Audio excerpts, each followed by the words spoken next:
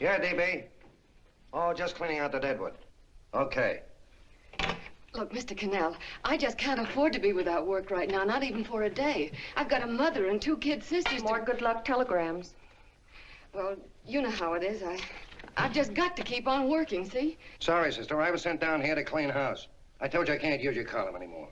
It's lavender and old lace. Send those other people in.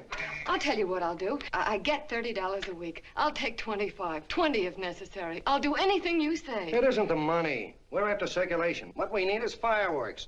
People are going to hit with sledgehammers. Start arguments. Oh, I can do that. I know this town inside out. Oh, give me a chance, All please. right, come in. Cashier's got your check. Who are these people? Gibbs, Frawley, Cunningham, Giles. Hey, you sister. Don't forget to get out your last column before you pick up your check.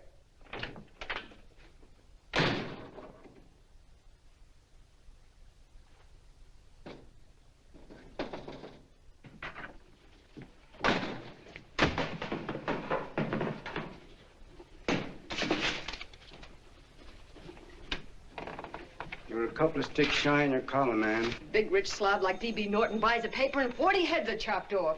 Did you get it, too? Yeah. You too? Oh, Joe. Oh, I'm sorry, darling. Why don't we tear the building down? Before you do, Ann, perhaps you'd better finish this column. Yeah, lavender and old lace. Wait, Joe. Wait. Wants fireworks, huh? Okay.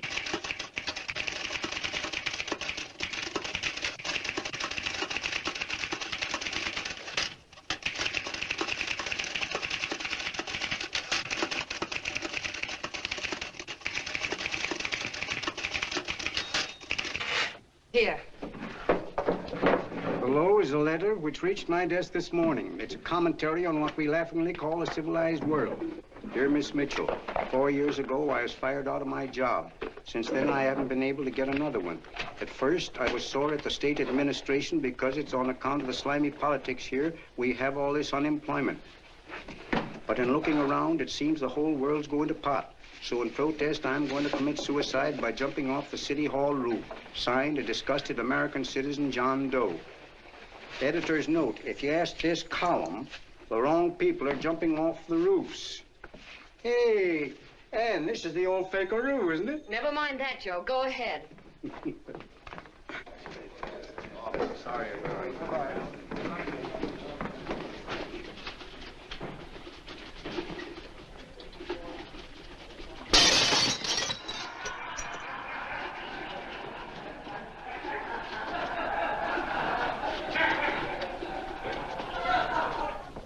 And it's because of the slimy politics that we have all this unemployment here. There it is.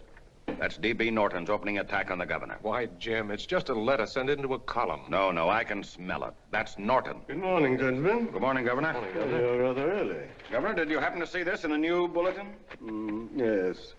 I had it served with my breakfast this morning. Jim thinks it's D.B. Norton at work. Of course it is. Oh, come, Jim. That little item, D.B. Norton does things in a much bigger way. This is his opening attack on you, Governor. Take my word for it. What did he buy a paper for?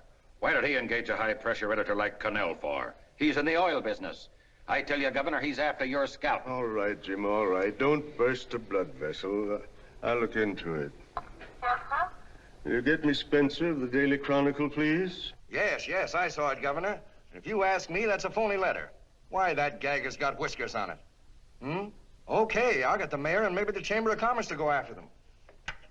Get Mayor Lovett on the phone. Sorry, the mayor's busy on the other phone.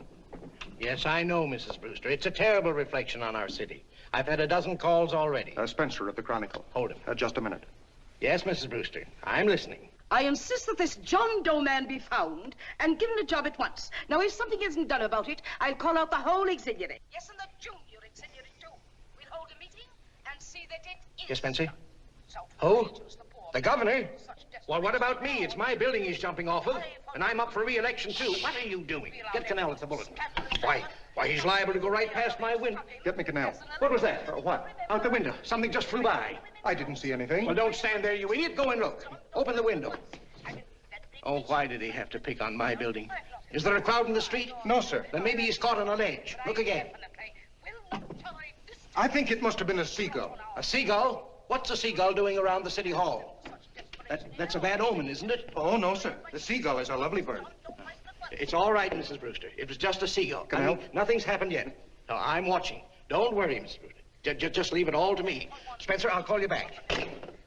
Hello, Cannell? What are you doing? This is the mayor.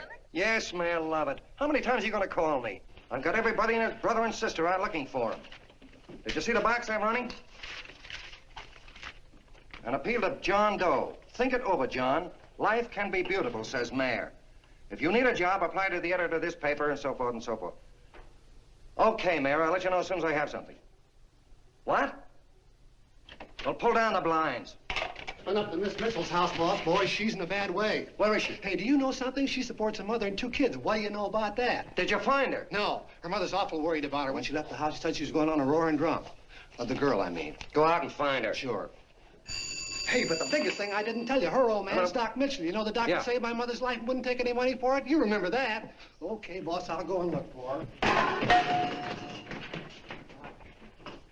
Holy smokes, Commissioner, you've had 24 hours. Okay, Hawkshaw, grab a pencil. Here it is again. About 5'5", brown eyes, light chestnut hair, and as fine a pair of legs as ever walked into this office. Did you want to see me? No.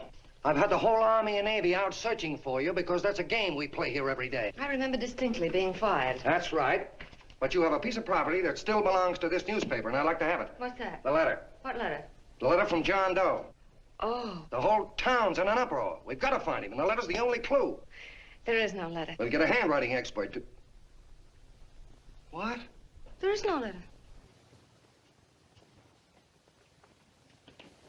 Say that again. There's no letter. I made it up. You made it up. Mm-hmm. You said you wanted fireworks. Don't you know there are 9 jobs waiting for this guy? 22 families want to board him free. 5 women want to marry him, and the mayor's practically ready to adopt him, and you... Just call the morgue, boss. He said there's a girl there. Shut up. Ann, say, why didn't you... Beanie. Only one thing to do, Hank. Drop the whole business quickly. How? Run a story. Say John Doe was in here and is sorry he wrote the letter and... That's right. They've got it, sure. He came in here, and I made him change his mind. Bulletin editor saves John Doe's life. Why, it's perfect. I'll have Ned write it up. Oh, Ned, I got a story I want you to... Wait a minute. Listen, you great, big, wonderful genius of a newspaper man. You came down here to shoot some life into this dying paper, didn't you? Well, the whole town's curious about John Doe, and boom, just like that, you're going to bury him. There's enough circulation in that man to start a shortage in the ink market. In what man? John Doe. What John Doe? John Doe, the one I made up. Look, genius, now look. Suppose there was a John Doe and he walked into this office. What would you do? Find him a job and forget about the whole business, I suppose, huh? Not me. I'd make a deal with him. A deal? Sure, when you get hold of a stunt that sells papers, you don't drop it like a hot potato. Well, this is good for at least a couple of months. You know what I'd do? Between now and, let's say, Christmas when he's gonna jump, I'd run a daily on. Starting with his boyhood, his schooling, his first job. A wide-eyed youngster facing a chaotic world. The problem of the average man, of all the John Does in the world. Now, then comes the drama. He meets discouragement. He finds the world his feet of clay. His ideals crumble. So what does he do? He decides to commit suicide and protest against the state of civilization. He thinks of the river, but no. No, he has a better idea. The city hall. Why? Because he wants to attract attention. He wants to get a few things off his chest, and that's the only way he can get himself heard. So? So he writes me a letter, and I dig him up. He pours out his soul to me. And from now on, we quote, I protest by John Doe. He protests against all the evils in the world. The greed, the lust, the hate, the fear. All of man's inhumanity to man. Arguments will start. Should he commit suicide or should he not? People will write in pleading with him. But no, no, sir. John Doe will remain adamant. On Christmas Eve, hot or cold, he goes. See? Very pretty. Very pretty indeed, Miss Mitchell. But would you mind telling me who goes on Christmas Eve? John Doe. What John Doe? The one we hire for the job, you lunkhead. Wait a minute. Let me get this through this lame brain of mine. Are you suggesting we go out and hire someone to say he's going to commit suicide on Christmas Eve? Is that it? Well, you're catching on. Who, for instance? Anybody. Beanie'll do. Why, sure. Who, me? Jump off a... Oh, no, any time at Christmas. I'm superstitious.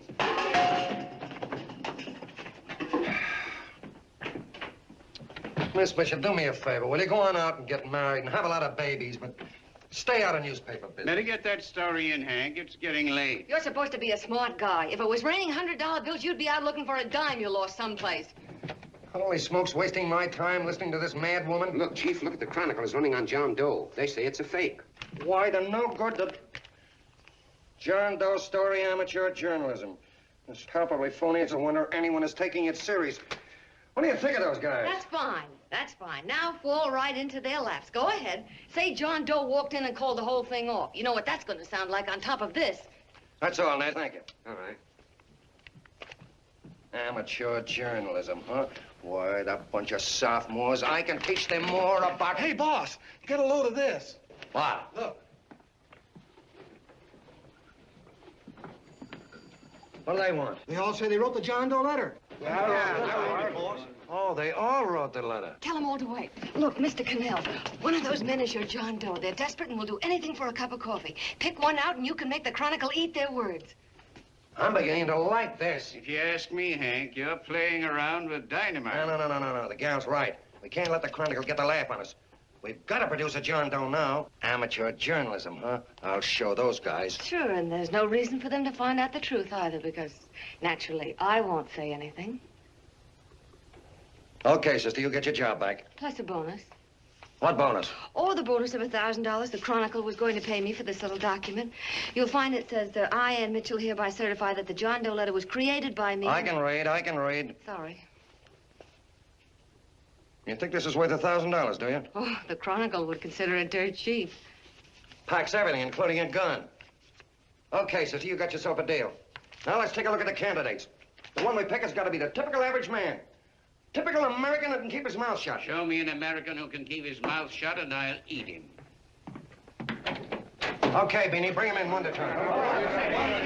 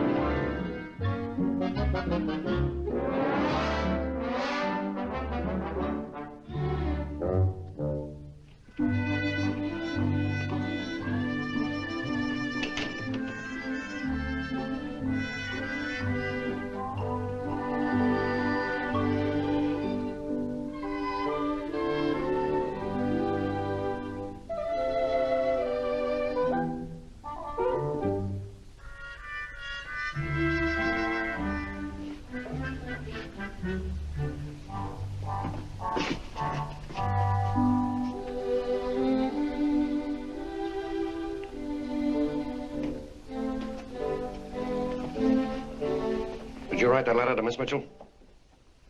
No, I didn't. What are you doing up here, then? Well, the paper says there were some jobs around loose. Thought there might be one left over. Had any schooling? Yeah, a little. What do you do when you work? I used to pitch. Baseball? Yeah, so the wing went bad. Where'd you play? Bush leagues, mostly. How about family? Got any family? No. Oh, just traveling through, huh?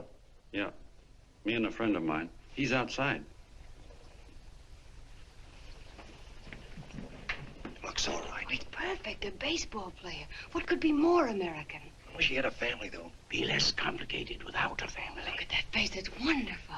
They'll believe him. Come on. What's your name? Willoughby. John Willoughby. Long John Willoughby, they called me in baseball. Would you like to make some money? Yeah, maybe. Would you be willing to say you wrote that letter and stick by it? I get the idea. Yeah, maybe. That's our man. He's made to order. I don't know. He don't seem like the kind of a guy that'd fall in line. When you're desperate for money, you do a lot of things, Mr. Cannell. He's our man, I tell you. He's fainted. Get the water quickly. Hurry up, Pop. Oh. Right here, sit down. You all right? Yeah, I'm all right. How many is that, 6?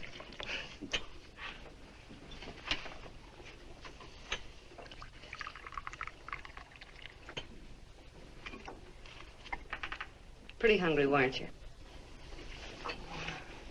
All this John Doe business is batty, if you ask me. Well, nobody asked you. Trying to improve the world by jumping off buildings. You couldn't improve the world if the buildings jumped on you. Don't mind the colonel. He hates people. He likes you well enough to stick around. Oh, that's because we both play doohickeys. I met him in a boxcar a couple of years ago. I was fooling around with my harmonica, and he comes over and joins in. I haven't been able to shake him since.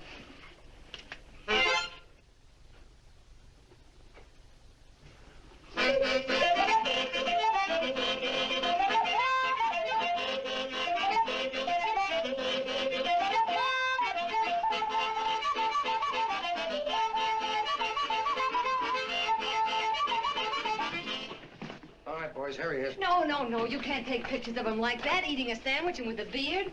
But he's going to jump off a building. Yes, but not because he's out of a job. That's not news. This man's going to jump as a matter of principle. Well, maybe you're right. We'll clean him up and put him in a hotel room under bodyguards. We'll make a mystery out of him.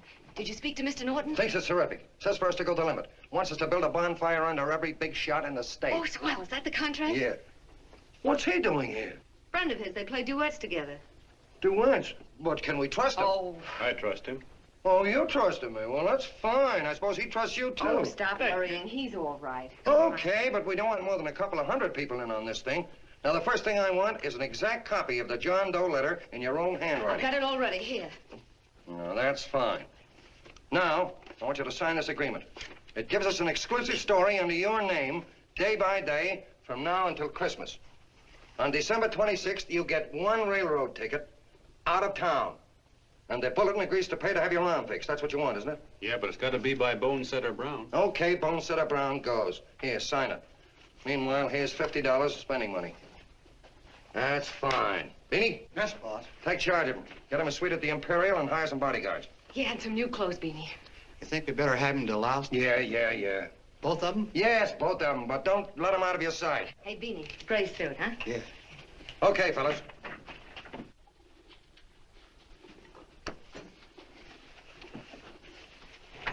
Take it easy, John Doe.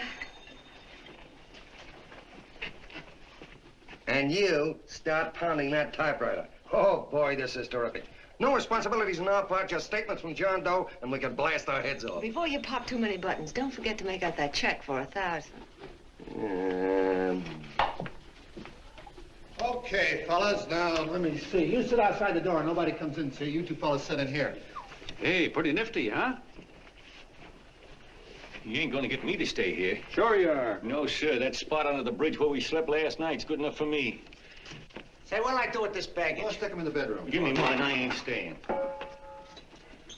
You know, we were headed for the Columbia River country before all this John Doe business came up. You remember that, don't you? Sure, I remember. Say, your ears popped coming up in the elevator. Mine did. All along, John. I tell you, it's no good. You're gonna get used to a lot of stuff that's gonna wreck you. Why, that $50 in your pocket's beginning to show up on you already. And don't pull that on me, neither. Stop worrying, Colonel. I'm going to get my arm fixed out of this. Hey, here's some cigars the boss sent us. Have one. Hey, Help cigars. yourself. No.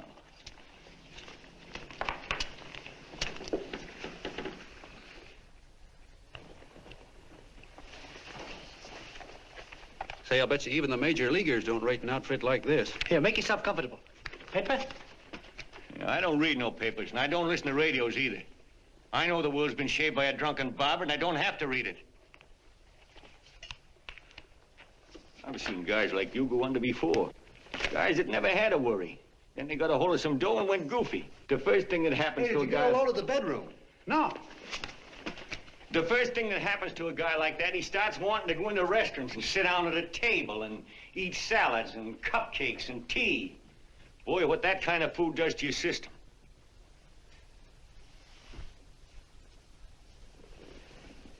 The next thing the dope wants is a room. Yes, sir, a room with steam heat and curtains and rugs. And before you know it, he's all softened up and he can't sleep unless he has a bed.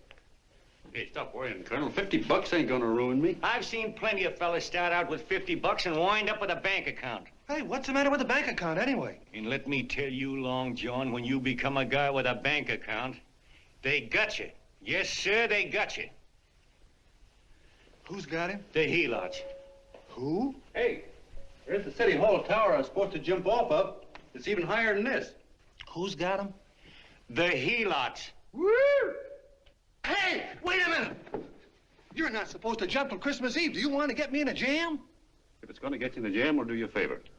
I won't jump. And when they got you, you got no more chance than a road rabbit. Hey, who'd you say was going to get him? Say, is this one of those places where you ring if you want something? Yeah, just use the phone. Boy, I've always wanted to do this. Hey, Doc, look. Look, Doc. Give me that again, will you? Who's going to get him? The helots. Who are they? Listen, Sucky, you ever been broke? Sure, mostly often. All right. You're walking along. Not a nickel in your jeans. You're free as the wind. Nobody bothers you. Hundreds of people pass you by in every line of business. Shoes, hats, automobiles, radios, furniture, everything. And they're all nice, lovable people. And they let you alone. Well, is that right? Then you get a hold of some dough, and what happens? All those nice, sweet, lovable people become helots.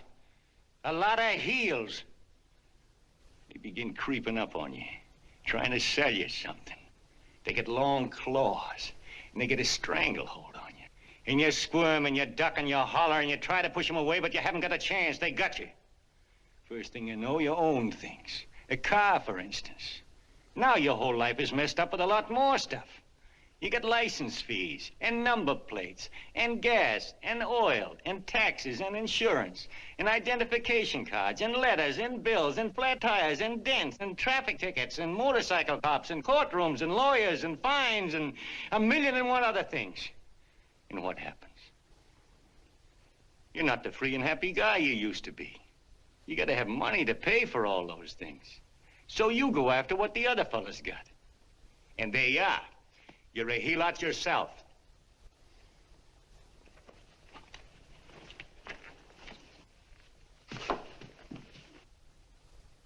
You win, Colonel. Here, take the 50. Go out and get rid of it. You bet I will, just as fast as I can. I'm gonna get some canned goods, a fishing rod, and the rest I'm gonna give away. Give away? Hey, get me a pitcher's glove. I gotta get some practice. Say, he's giving it away. I'm gonna get me some of that. Hey, come back here, you helot. Well, you send up 5 hamburgers with all the trimmings, 5 chocolate ice cream sodas, and 5 pieces of apple pie. No, apple with cheese. Yeah, thanks.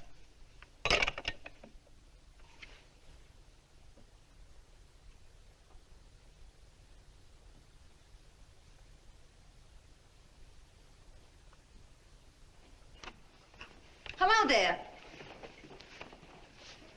Well, well. If it isn't the man about town. All set, Miss Anne.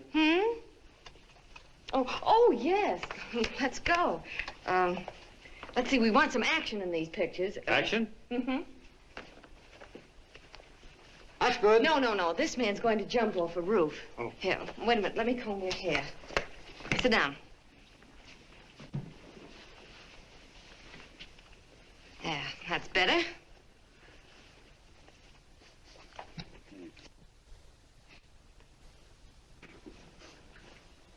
You know, he's got a nice face, hasn't he? Yeah, he's pretty. Here, sit down, quiet egghead. All right, now a serious expression. Can't. I'm feeling too good. Oh, come on now, this is serious. You're a man disgusted with all of civilization. With all of it? Yes, you're sore at the world. Come on now. Oh, crabby guy, huh? Yeah. No.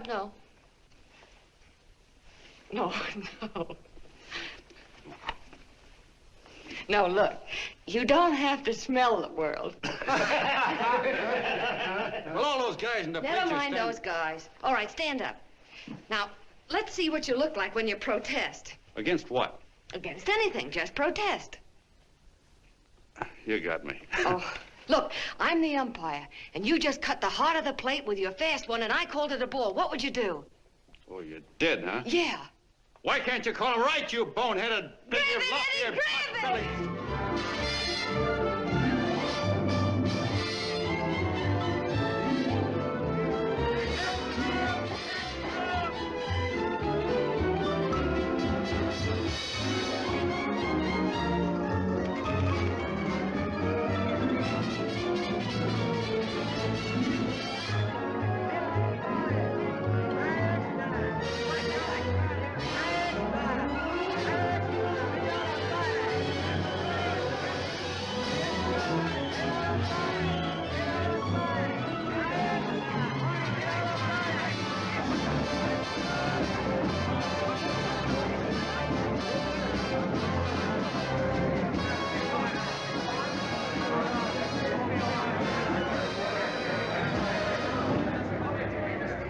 don't care whose picture they're publishing.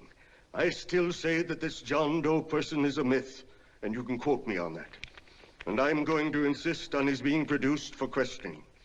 You know as well as I do that this whole thing is being engineered by a vicious man with a vicious purpose, Mr. D.B. Norton.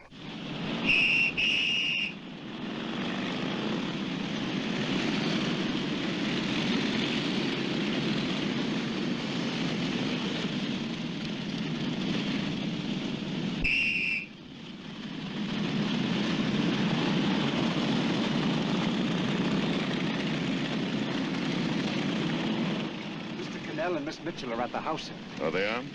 All right, come on. Personally, I think it's just plain stupidity to drop it. Now, you should see his fan mail, thousands. Why, it's going over like a house afire. What are you afraid of, Canal? It's doubled our circulation. Yeah, but it's got everybody sore. Ads are being pulled. The governor's starting a libel suit. What's more, they all know John Doe's a phony, and they insist on seeing Well, what about it? Let them see him. We'll go on one better. They can also hear him. You own a radio station, Mr. Norton. Why not put him on the air? Watch out for this damn DB. She'll drive you batty. Oh, Look, what? we can't let him get to this Bush League pitcher and start popping him. Good night.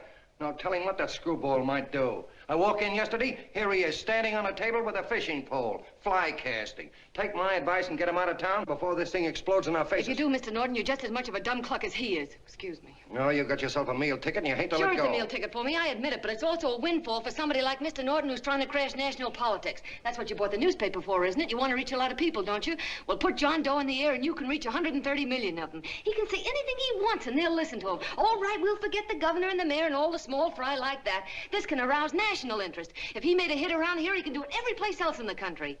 And you'll be pulling the strings, Mr. Norton.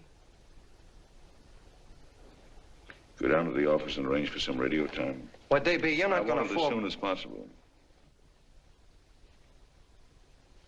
Okay. I just came in to get warm myself. Come on, let's go. Don't you go. I want to talk to you.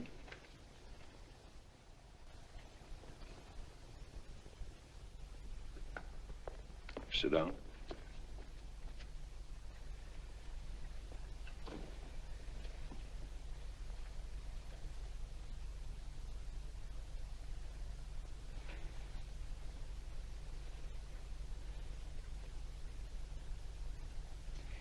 Hey, this John Doe idea was yours, huh? Yes, sir.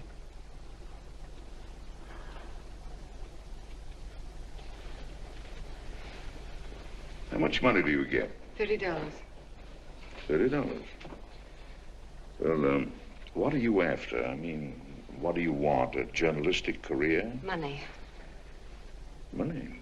Well, I'm glad to hear somebody admit it. Do you suppose you could write a radio speech that would put that fellow over? Oh, I'm sure I can. Do it, and I'll give you $100 a week. $100? That's only the beginning. You play your cards right, and you'll never have to worry about money again. Oh, I knew it. Hello. Hello. Whenever there's a pretty woman around. This is my nephew, Ted Sheldon, Miss Mitchell. How do you do? How do you do? All right, Casanova, I'll give you a break. See that Miss Mitchell gets a car to take her home. Always reading my mind, aren't you? Thank you very much for everything. And Miss Mitchell, I think from now on you'd better work directly with me. Yes, sir.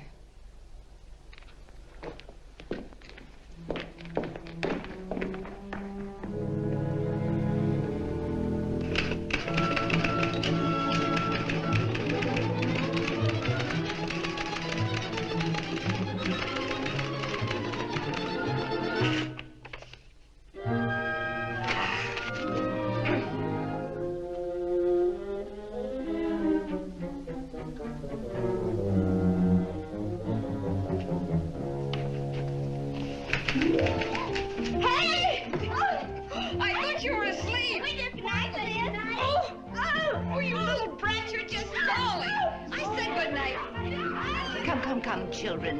It's past your bedtime. Go on, Mama. Come on. Now, pooch off Stick your fork through me. I'm done. I'll never get this speech right. Oh, yes, you will, Ann, dear. You're very clever. Yeah, I know. What are you looking for? Your purse. I need $10. What for? I gave you 50 just the other day. Yes, I know, dear, but Mrs. Burke had her baby yesterday. 9 pounds. And there wasn't a thing in the house. And then the community chest lady came. And the 50's all gone, huh? Who's the 10 for?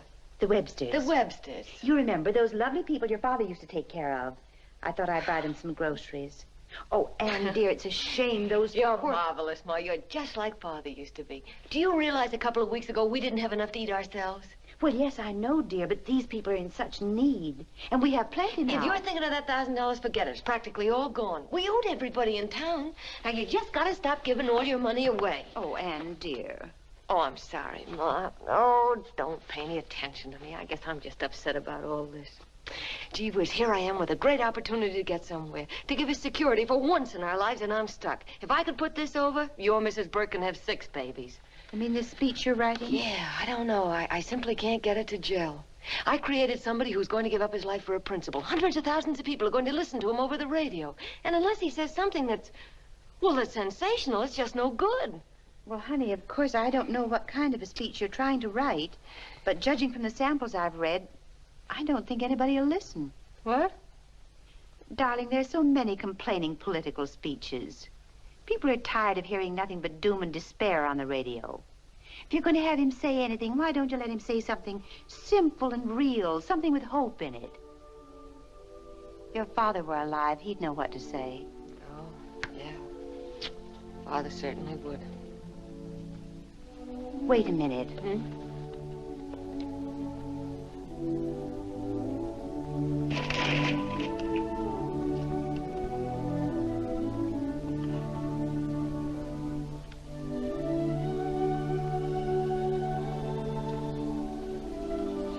That's your father's diary, Anne. Father's... I never knew he had a diary. There's enough in it for 100 speeches. Things people ought to hear nowadays. You'll be careful of it, won't you, dear? It's always helped to keep your father alive for me. You bet I will, Ma. Wait a minute. John Doe don't want to sign no autographs. Well, what does he do all day? What does he do all day? He's writing out his memories. Sorry, lady, you can't see Mr. Doe. He wants to be alone. No, he just sits around all day and commutes with himself.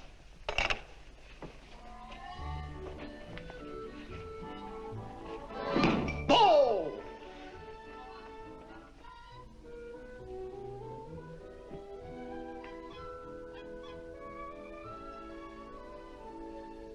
I don't know how you're going to stand it around here till after Christmas. I'll bet you ain't heard a train whistle in 2 weeks.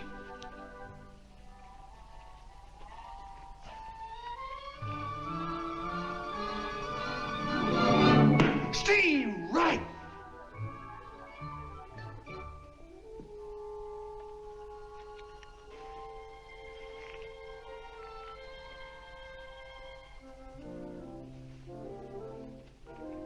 I know why you're hanging around.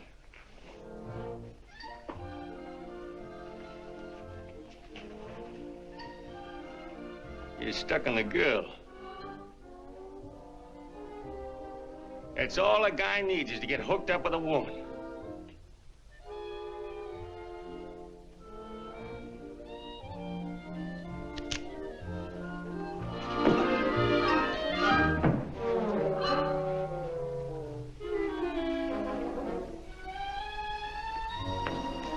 What was that, a single? First baseman dropped the ball. Butterfingers. Tough luck, pal.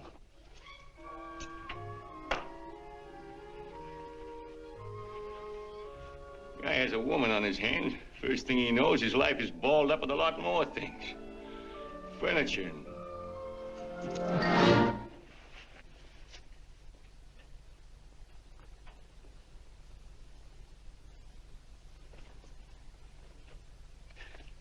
Did you get him? You're out. Swell. What's this, the end of the 8th? 9th.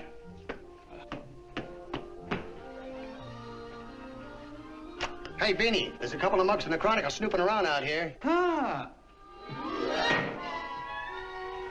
Come on, Angel Face. Gangway. What's the score, Angel Face? 3-2, off paper. Gee, that's great.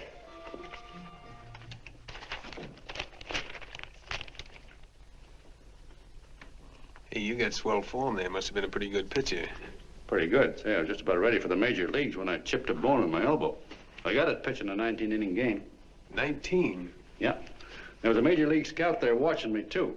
And he came down after a game with a contract. You know what? I couldn't lift my arm to sign it. I'll be okay, though, as soon as I get it fixed up. It's too bad. What do you mean, too bad? Huh? Oh, that you'll never be able to play again. What are you talking about? I just told you I was going to get Well, you know how they are in baseball if a guy's mixed up in a racket. Racket? What do you mean? Well, I was just thinking about this John Doe business. Why, as soon as it comes out it's all a fake, you'll be washed up in baseball, won't you? Yeah. Hey, doggone. I never thought about that.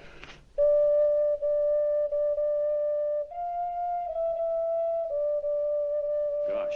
And another thing, what about all the kids in the country? The kids that idolize ball players. What are they gonna think about you? Yeah. Hey, Colonel. Did you hear that? I gotta figure some way out of this thing. Elevators are still running. I know one way you can do it. How? Well, when you get up there on the radio, all you have to do is to say the whole thing's a frame-up. Make you a hero sure as you're born. Yeah, but how am I gonna get my arm fixed? Well, that's a cinch. I know somebody that'll give you $5,000 just to get up on the radio and tell the truth. $5,000? Yeah, $5,000, and he gets it right away. You don't have to wait till Christmas. Look out, Long John. They're closing in on you. Say, who's putting up this dough? Fellow runs the Chronicle.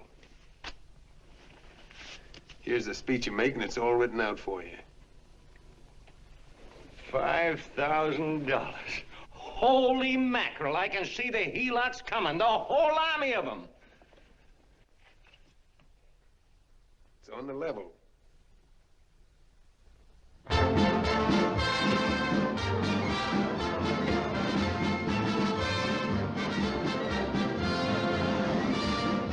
No, I'm sorry. Tickets for the broadcast are all gone. Phone the bulletin. Sorry, no more tickets left.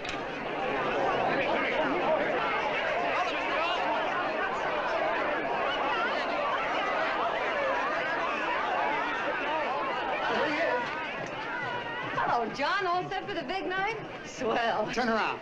One moment. Now stand still. Hold it, Mr. Doe. Hold it. Big smile, Mr. Doe. That's right. Okay, Jeannie, that's All right, all. Take him stand out.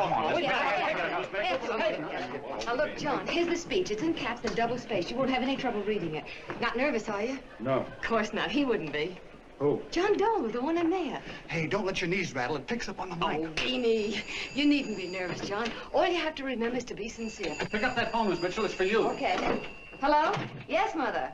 Oh, thank you, darling. Oh, there he is, the poor dear man. Oh, good luck to you, Mr. Doe. We want you to know that we're all for you. The girls all decided that you're not to jump off any roof at all. Oh, we'll stop it. You got the speech I gave you? Yeah. Now, look. I'll give this money to the colonel just as soon as you get started. We'll have a car waiting at the side entrance for you. Okay. How'd you get in here? Huh? Oh, I just came in to wish him luck. Come on, out. Mother says good luck, too. John, when you read that speech, please believe every word of it. He's turned out to be a wonderful person, John. Who? John Doe, the one in the speech. Oh. You know something? I've actually fallen in love with him. All right, there he is, sister. Now, come on, plenty of both. What's the idea? No, that's too much. Not so much. Come on, that's it. Oh, this is no time for cheap publicity, Mr. Cannell. Listen, if that guy lays an egg, I want to get something out of it. I'm getting a Jane Doe ready. Oh, come on. Yeah. Will you, fellas? Give me a All right, chance. that's I enough. have to raise just one more. No, that's fine, honey. You go ahead. After you've been doing. You're very funny. Go ahead. How you doing? Oh. All right, Benny, bring him in. Holy smoke, a half a helot. There you are, boss, just like you ordered. Symbols of little people. Okay, get him up. All right, young fella. This is ridiculous, Mr. Cannell. Come on, give me a chance. The man's on the air. Please. Come on, Oh, fellas, of course you can have all the pictures you want to have. No, come on, ask. You can have a... Come on, that's right. Afterwards, you can get all the pictures you want. Thank you very much. Come on, will you? Afterwards, that's right. Come on, Snooks, you better bail out. Okay, goodbye, Mr. Doe. Beanie. All right. Better get ready. 1 minute to go. Wow, 1 minute to go and the score is nothing to nothing. Now, please, John, you won't let me down, will you? Will you? Of course you won't. If you'll just think of yourself as the real John Doe. Listen, everything in that speech are things a certain man believed in. He was my father, John. And when he talked, people listened. And they listened to you, too. Funny. You know what my mother said the other night? She said to look into your eyes, that I'd see Father there. Hey, what do you say? Okay, we're coming. Come on. Now, listen, John, you're a pitcher. Now get in there and pitch. Good luck. Give him room, let him through. Come on.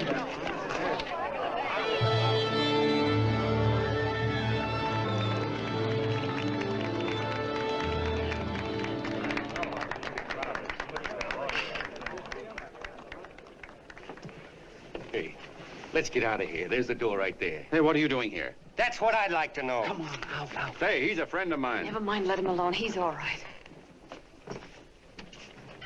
I'll be right over there pulling for you. No, John, over here.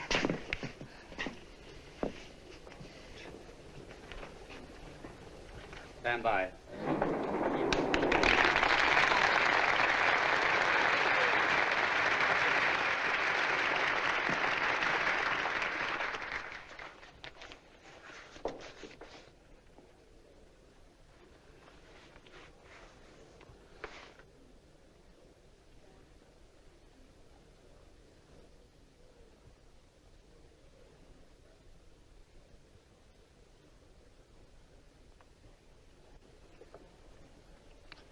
Phone the Chronicle. Tell them to start getting those extras out.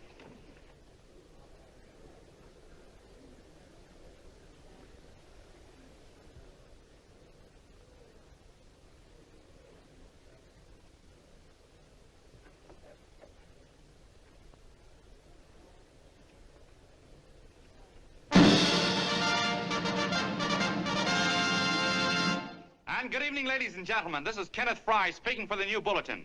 Tonight we give you something entirely new and different. Standing beside me is the young man who has declared publicly that on Christmas Eve he intends to commit suicide, giving as his reason, quote, "I protest against the state of civilization," end quote. Ladies and gentlemen, the New Bulletin takes pleasure in presenting the man who is fast becoming the most talked of person in the whole country, John Doe.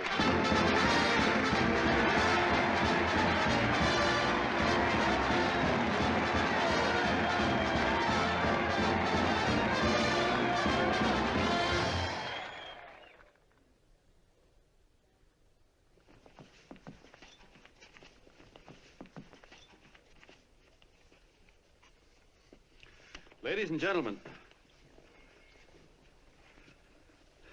I am the man you all know as John Doe. I took that name because it seems to describe the average man. And that's me. And that's me. Well, it was me before I said I was going to jump off the city hall roof at midnight on Christmas Eve. Now I guess I'm not average anymore. Now I'm getting all sorts of attention. From big shots, too. We've been double-crossed. The mayor and the governor, for instance. They don't like those articles I've been writing. You're an imposter, young fellow. That's a pack of lies you're telling. Who wrote that speech for you?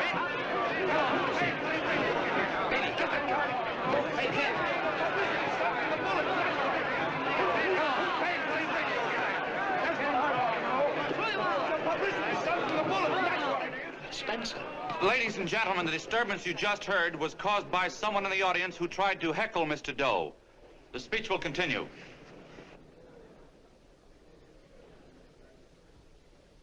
Well, people like the governor and that fellow there can stop worrying.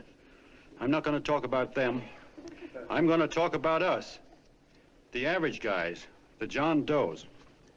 If anybody should ask you what the average John Doe is like, you couldn't tell him because he's 1,000,001 things. He's Mr. Big and Mr. Small. He's simple and he's wise. He's inherently honest, but he's got a streak of larceny in his heart. He seldom walks up to a public telephone without shoving his finger into the slot to see if somebody left a nickel there.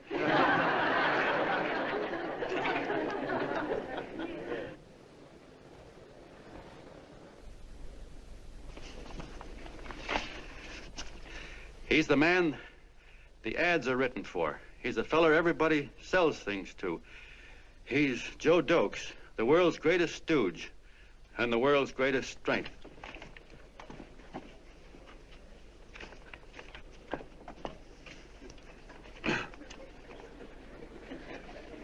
Yes, sir. Yes, sir, we're a great family, the John Does. We are the meek who are supposed to inherit the earth. You'll find us everywhere. We raise the crops, we dig the mines, work the factories, keep the books, fly the planes, and drive the buses. And when a cop yells, "Stand back there, you," he means us, the John Does. Well, what kind of a speech is that? Didn't you read it? We've existed since time began. We built the pyramids. We saw Christ crucified, pulled the oars for Roman emperors, sailed the boats for Columbus, retreated from Moscow with Napoleon, and froze with Washington at Valley Forge. Yes, sir. We've been in there dodging left hooks since before history began to walk. In our struggle for freedom, we've hit the canvas many a time, but we always bounce back because we're the people, and we're tough.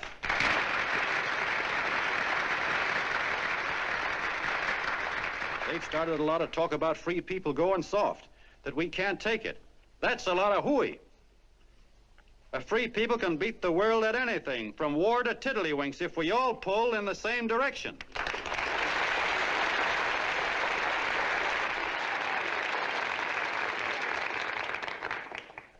I know a lot of you are saying, "What can I do?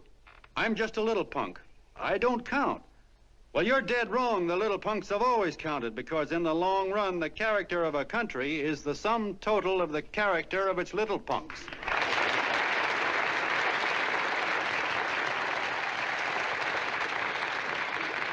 But we've all got to get in there and pitch. We can't win the old ball game unless we have teamwork.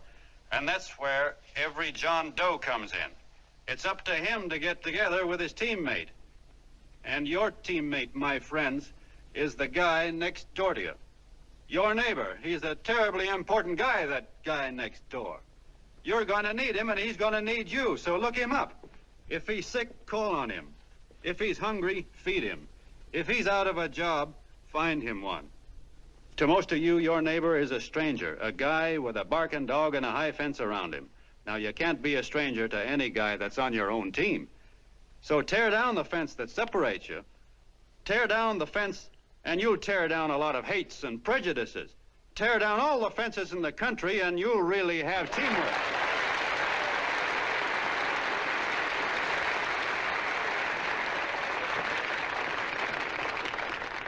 I know a lot of you are saying to yourselves, he's asking for a miracle to happen. He's expecting people to change all of a sudden. Well, you're wrong. It's no miracle. It's no miracle because I see it happen once every year, and so do you, at Christmas time. There's something swell about the spirit of Christmas, to see what it does to people, all kinds of people. Now, why can't that spirit, that same warm Christmas spirit, last the whole year round? Gosh, if it ever did, if each and every John Doe would make that spirit last 365 days out of the year, we'd develop such a strength, we'd create such a tidal wave of goodwill that no human force could stand against it. Yes, sir, my friends, the meek can only inherit the earth when the John Does start loving their neighbors. You better start right now. Don't wait till the game is called on account of darkness. Wake up, John Doe. You're the hope of the world.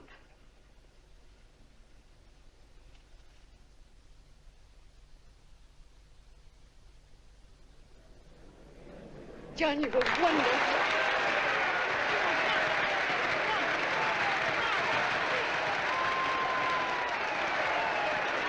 Let's get out of here. Now you're talking.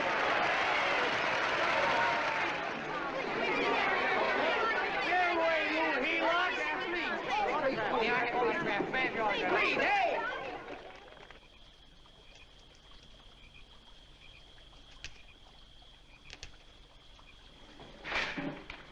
I knew you'd wake up sooner or later. Boy, am I glad we got out of that mess. I had the $5,000 sewed up. Could have been on my way to old Doc Brown. You're a pitcher, John, she says. Now, go in there and pitch. What a sucker. Yeah, she's a heel-lot just like the rest of them. It's lucky you got away from her. What was I doing up there making a speech anyway? Me, huh? Geez, the more I think about it, the more I could... Tear down all the fences. Why, if you tore one picket off of your neighbor's fence, he'd sue you. $5,000 had it right in my hand. What do you mean he ran away? Well, go after him, find him. That man is terrific.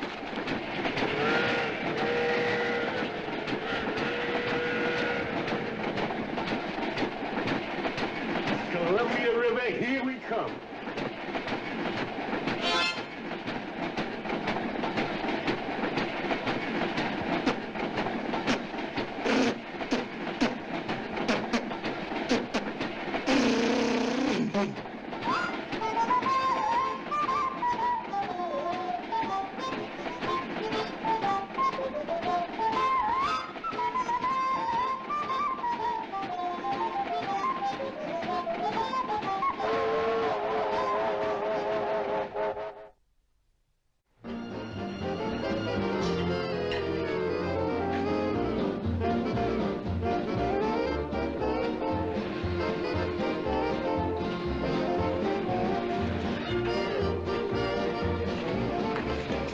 Jitterbugs.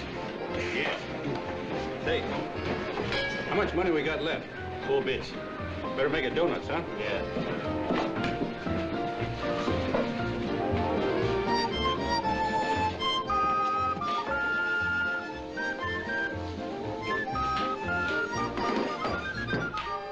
What'll it be, gents?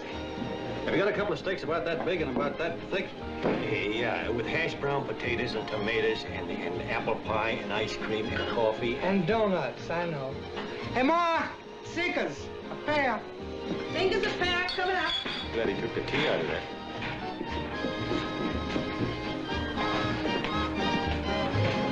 Hey, look. Join the John Doe Club. John Doe Club?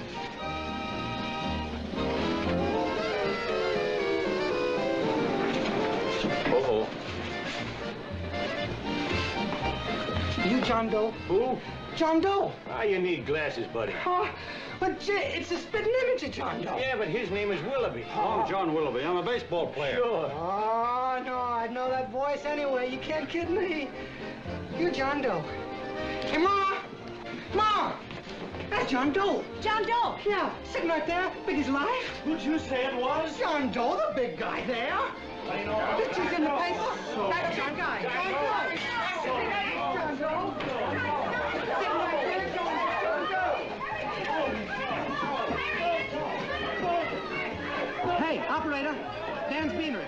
Look, call everybody in town. John Doe was just in my place. Yeah, he ordered donuts.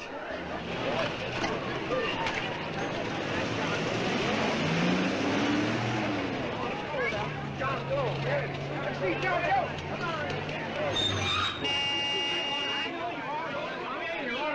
John Doe, we're all neighbors. And my office is packed like a sardine box. What does John Doe look like, Mr. Mayor? Oh, he's one of those great big outdoor type men. No, you can't see him. You didn't vote for me the last time. Shame on you. What are you doing there? Get off my front porch anyhow. Mr. Norton come yet? Oh, well, I wonder where he's at. What's keeping him? He should have been here 15 minutes ago. Oh, there he comes now. Now, everybody on your dignity. Don't do anything to disgrace us. A little town, but we got to show off. Better let me talk to him. All right, but present it to him as a great cause for the common man. Ah, here they come. Now, give him room down there. Give him room, folks. Come on now. Come on. Here they come. Here they come. Here's Mr. Norton. How do you do, Mr. Norton? I'm Mayor Hawkins. Yes, Mr. Loud. Let me go, you darn fool. I'm the mayor. Mr. Norton. Mr. Norton. Mr. Norton. I'm Mayor Hawkins. Your office telephoned me to hold him. Well, that's fine. How is he? Oh, he's fine. He's right in my office there. You know, it's a great honor having John Doe here, and you too. Haven't had so much excitement since the old City Hall burned down.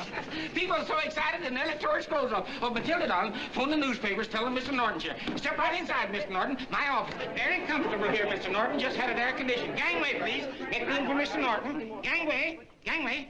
Here he is, Mr. Norton. Well taken care of. The neighbors are serving him a light lunch. Hello, John. Well? Mr. Mayor, if you don't mind, we'd like to talk to him alone. Why, certainly, certainly. All right, everybody. Clear out. Everybody, quickly now. Come on. Come on. Come on. That's All right. Don't argue with me here. Wait till we get home. Don't you push me around like that. Even though I'm your wife, you can't push me around. Look, Mr. Norton, I think you got a lot of nerve having those people hold us here. There's nobody holding you here, Mr. Doe. It's only natural There's that people... nobody holding us here. Let's get going.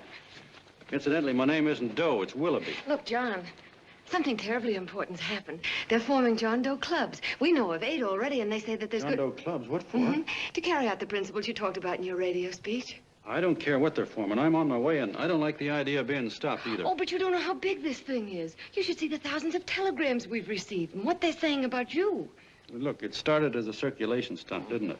Well, you got your circulation. Now, why don't you let me alone? Oh, it started as a circulation stunt, but it isn't anymore. Mr. Norton wants to get back of it and sponsor John Doe clubs all over the country. He wants to send you on a lecture tour. Me? Uh-huh. Well, certainly, with your ability to influence people, it might grow into a glorious movement. Say, let's get something straight here. I don't want any part of this thing. If you got an idea I'm going around lecturing to people, why, you're crazy. Baseball's my racket, and I'm sticking to it. Come on, Colonel, let's get out of here. John, Please, please. I just got rid of one crowd. But please, Mr. Mayor, tell him the John Doe Club wants to talk to him. Let them in, Mr. Mayor. Let them come in. Okay, folks, but remember your manners. No stampeding. Walk slow, like you do when you come to pay your taxes.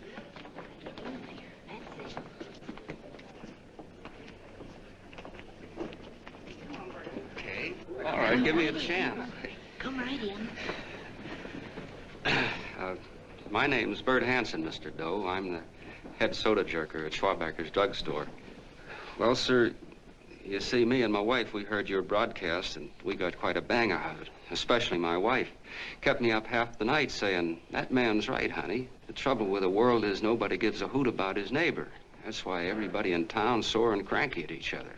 And I kept saying, well, that's fine, but how's a guy gonna go around loving the kind of neighbors we got? Old Sourpuss, for instance. You see, Sourpuss Smithers is a guy lives all alone next door to us. He's a cranky old man that runs a second-hand furniture store. We haven't spoken to him for years. I always figured he was an ornery old gent that hated the world because he was always slamming his garage door and playing the radio so loud he kept half the neighbors up. Well, anyway, the next morning I'm out watering the lawn and I look over and there's Sourpuss on the other side of the hedge straightening out a dent in his fender. And my wife yells to me out the window. She says, go on, speak to him, Bert. And I figured, well, heck, I can't lose anything, so I yelled over to him, good morning, Mr. Smithers. He went right on pounding his fender. Was I burned? So I turned around to give my wife a dirty look, and she said, louder, louder, he didn't hear you. So in a voice you could have heard in the next county, I yelled, good morning, Mr. Smithers. Well, sir, you could have knocked me over with a feather. Old Sourpuss turned around, surprised-like, and he put on a big smile, came over and took my hand like an old lodge brother, and he said, good morning, Hanson. I've been wanting to talk to you for years, only I thought you didn't like me. And then he started chatting away like a happy little kid, and he got so excited his eyes all... Well, Mr. Doe, before we got through, I found out Smithers is a swell egg, only he's pretty deaf, and that accounts for all the noises. And he says it's a shame how little we know about our neighbors. And then he got an idea. And he said, how's about inviting everybody someplace where we can all get together and know each other a little better? Well, I'm feeling so good by this time, I'm ripe for anything. So Smithers goes around the neighborhood inviting everybody to a meeting at the schoolhouse. And I tell everybody that comes in the store, including Mr. Schwabacker, my boss. I'm talking too much. Well, I'll be doggone if over 40 people don't show up. Of course, none of us knew what to do, but we sure got a kick out of seeing how glad everybody was just to say hello to one another. Tell him about making Sourpuss chairman. Oh, yeah, we made Sourpuss chairman and decided to call ourselves the John Doe Club. And say, incidentally, this is my wife. Come here, honey. This is my wife, Mr. Doe. How do you do, Mr. Doe? Sourpuss is here, too. Oh, is he? This is Sourpuss, or excuse me, Mr. Smithers, Mr. Doe. That's all right. If you didn't call me Sourpuss, it wouldn't feel natural. Well, anyway, I guess nearly everybody in the neighborhood came except the Delaney's. The Delaney's live in a big house with an iron fence around it, and they always keep their blinds drawn. And we always figured that he was just an old miser that sat back counting his money, so why bother about inviting him? Until Grimes, the milkman, spoke up and he said, say, you've got the Delaney's all wrong. And then he tells us about how they canceled their milk last week and how when he found a note in the bottle, he got kind of curious-like and he sort of peeked in under the blinds and found the house was empty. If you ask me, he says, they're starving. Old man Delaney has been bringing his furniture over to my place at night, one piece at a time, and selling it. Yeah. And, well, sir, a half dozen of us ran over there to fetch him, and we brought him to the meeting. And what a reception they got. Why, everybody shook hands with him and made a fuss over them, and, well, finally, Mr. and Mrs. Delaney just sat right down and cried. And then we started to find out about a lot of other people. Yeah, sure. Well, you know Grubel, for instance. Grubel's here. See? Yeah, that's a... Of course, you don't know Grubel, but he's a man that everybody figured was the worst no-account in the neighborhood because he was living like a hermit and nobody would have anything to do with him. That isn't little Murphy. The postman told us the truth. Why, Grubel, he says, he lives out of garbage cans because he won't take charity, because it'd ruin his self-respect, he says. Just like you said on the radio, Mr. Doe. Well, sir, about a dozen families got together and gave Grubel a job watering their lawns. Isn't that wonderful? And then we found jobs for 6 other people, and they've all gone off for leave. Yeah, and my boss, Mr. Schwabecker, made a job in his warehouse for old man Delaney. And he gave you that $5 raise. Yeah, wasn't that swell? Why, Bert, I feel slighted. I'd like to join, but nobody asked me. I'm sorry, Mayor, but we voted that no politician could join. Just the John Does of the neighborhood, because you know how politicians are.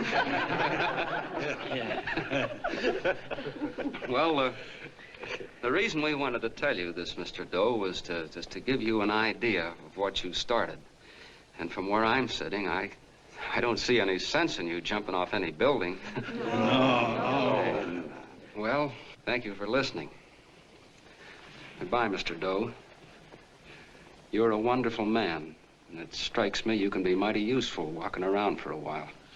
Hey, goodbye, Mr. Doe. Goodbye, Mr. Doe.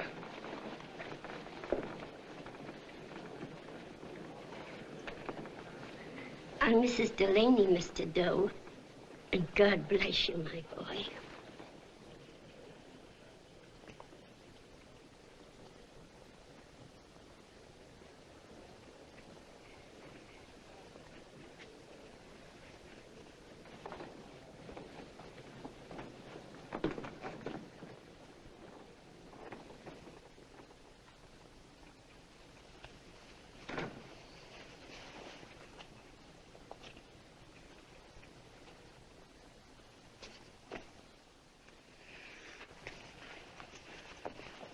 Gee whiz, I'm all mixed up. I don't get it. Look, all those swell people think I'm going to jump off a building or something. I never had any such idea. Gosh.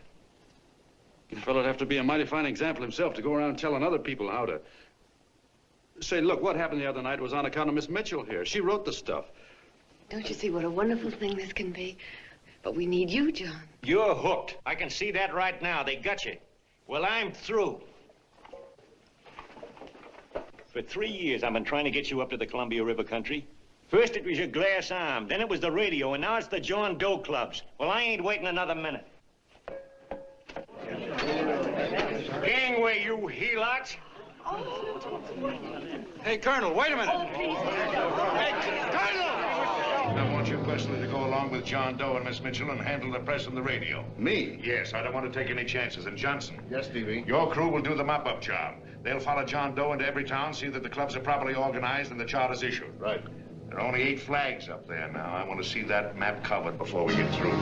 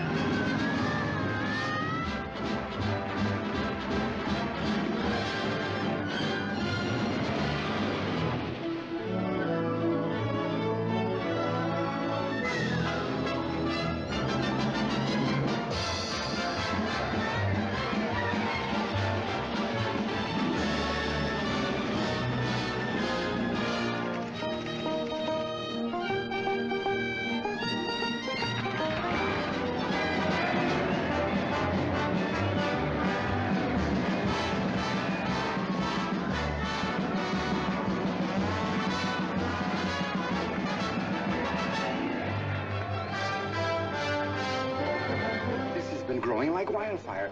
If they made demands, I'd understand it. But the John Does ask for nothing. People are going off relief. If this keeps up, I'll be out of a job. As soon as it gets strong enough, we'll find out what John Doe wants. 30 every Thursday, 60 at 60. Who knows what? I'm sorry, boss. They just won't let anybody talk politics to them. It's crazy. We've got to get to them. They represent millions of voters.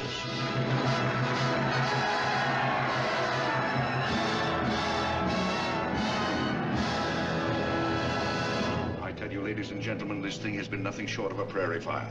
We've received so many applications for charters to the John Doe clubs, we haven't been able to take care of them. I'd hate to have that many pins stuck in me. This John Doe convention is a natural. It's going to put our city on the map. Why, over 2,400 John Doe clubs are sending delegates. Can you imagine that? You, Mr. Mayor, will be the official host. You will make the arrangements for decorating the city, parades, and a reception for John Doe when he gets home. And don't wear your high hat. No high hat? No high hat. And from you, Cannell, I want a special John Doe edition every day until the convention is over.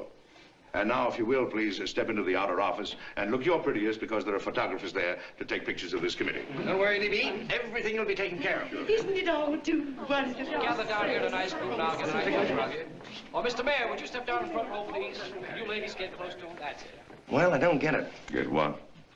Look, DB, I'm supposed to know my way around. This John Doe movement has cost you a fortune. Now, this convention is going to cost plenty. Well? Well, I'm stuck with 2 and 2, and I'm a sucker if I can make 4 out of it. Where do you come in? You'll have the satisfaction of knowing that my money has been spent for a worthy cause. I see. I better stick to running the paper, huh? I think maybe you better had. And Cannell, I'd like to have the John Doe contract, all the receipts for the money we advanced him, and the letter Miss Mitchell wrote, for which I gave her $1,000. Yes, sure. Well, we leave for the airport. Half an hour. Is that Johnny boy's room? Better hustle him up. He'll be ready on time. He's packing. Ah, good. Did you see his picture on the cover of Time? Yeah. I gotta give you credit, Annie girl. I've handled a good many big promotions in my time. Everything from a World's Fair to a channel swimmer. But this one has certainly got me spinning. And now a John Doe convention. Wow. Say, if you could only get him to jump off the City Hall roof on Christmas Eve, I'd guarantee you 500,000 people there. Charlie. Huh? What do you make of him? Oh, Johnny boy? Well, I don't know what angle you want, but I'll give it to you quick. Number 1, he's got great yokel appeal, but he's a nice guy. Number 2, he's beginning to believe he really wrote that original suicide letter that you made up. Number 3, he thinks that you're Joan of Arc or something. Yeah, I know. Number 4, well, you know what number 4 is. He's nuts about you. Yeah, it's running out of his ears. You left out number 5. We're all heels, me especially. Holy smoke. Come in.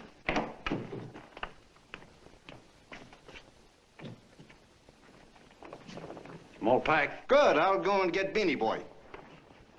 Okay, Charlie boy.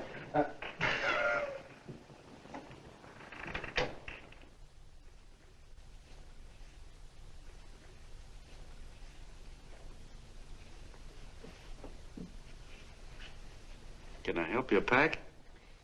No, thank you.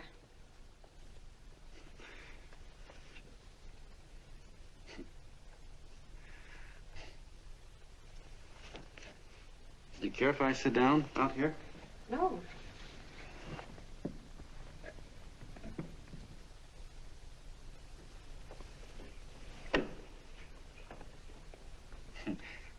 You know, I had a crazy dream last night. It was about you. About me? Yeah, sure was crazy. I dreamt I was your father.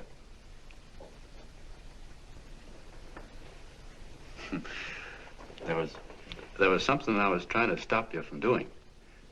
So I got up out of bed and I walked right through the wall here, right straight into your room. You know how dreams are. And there you were in bed. But you're a little girl, you know, about 10. And very pretty, too. So I shook you, and the moment you opened your eyes, you hopped out of bed and started running like the devil in your nightgown. You ran right out the window there, and you ran out over the tops of buildings and roofs and everything for miles. And I was chasing you. And all the time you were running, you kept growing bigger and bigger and bigger, and pretty soon you were as big as you are now, you know, grown up. And all the time I kept asking myself, what am I chasing her for? And I didn't know. Isn't that a hot one? Well, anyway, you ran into some place, and then I ran in after you, and when I got there you were getting married. And the nightgown had changed into a beautiful wedding gown. You sure look pretty, too. And then I knew what it was I was trying to stop you from doing. Dreams are sure crazy, aren't they? Well, would you like to know who it was you were marrying? Oh, a tall, handsome Hugh Bangy, I suppose. No, not that bad. It was that fellow that sends you flowers every day. What's his name? Mr. Norton's nephew? Ted Sheldon. Yeah, that's the one. But here's the funniest part of it all. I was the fella up there doing the marrying, you know, the justice of peace or something. You were? I thought you were chasing me. Well, yes, I was, but I was your father then, you see. But the real me, John Doe, or that is, Long John Willoughby, I was the fella up there with the book. You know what I mean? I guess so. Then what happened? Well, I took you across my knee and I started spanking you. That is, I didn't do it. I mean, I did do it, but it wasn't me, you see. I was your father then. Well, I held you across my knee and I said, Annie, I won't allow you to marry a man that's just rich or that has his secretary send you flowers. The man you marry has got to swim rivers for you. He's got to climb high mountains for you. He's got to slay dragons for you. He's got to perform wonderful deeds for you. Yes, sir. And all the time, the guy up there, you know, with the book, me, just stood there nodding his head.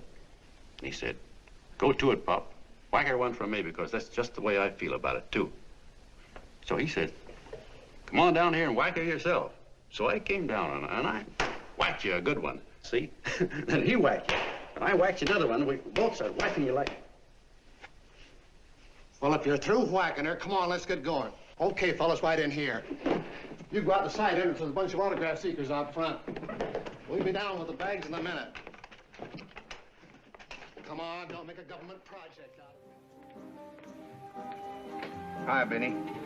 When's our plane take off again? Couple of minutes. How many people do you think we've talked to already, outside the radio, I mean? Oh, I don't know. About 300,000. 300,000. What makes them do it, Ann? What makes them come and listen and get up their John Doe clubs the way they do? I've been trying to figure it out. Look, John, what we're handing them are platitudes. Things they've heard 1,000,000 times. Love thy neighbor, clouds have silver linings, turn the other cheek. It's just a... Yeah, I heard them 1,000,000 times, too, but... there you are. Maybe they're like me, just beginning to get an idea of what those things mean. You know, I never thought much about people before. They were always just somebody to fill up the bleachers. And the only time I worried about them is when they didn't come in to see me pitch. You know, lately I've been watching them when I talk to them. I could see something in their faces. I could feel that they were hungry for something. You know what I mean? Maybe that's why they came. Maybe they're just lonely and wanted somebody to say hello to. I know how they feel. I've been lonely and hungry for something practically all my life.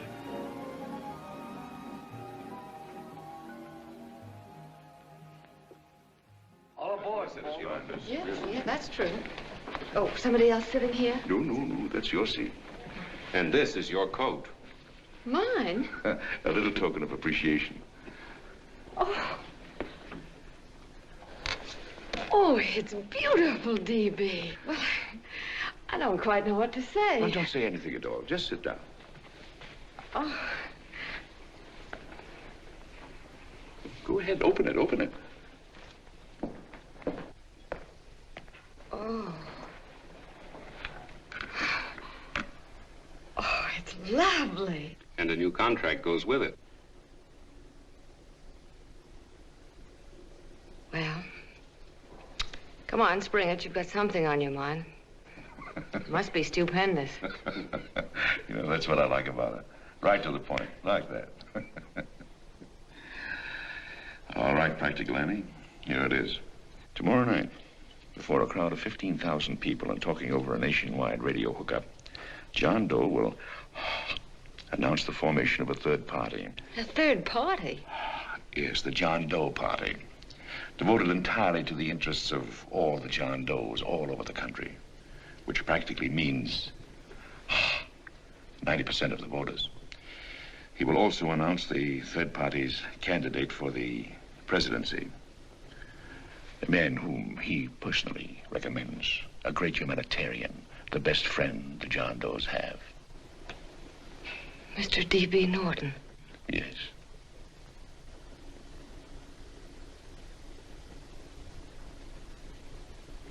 Wow.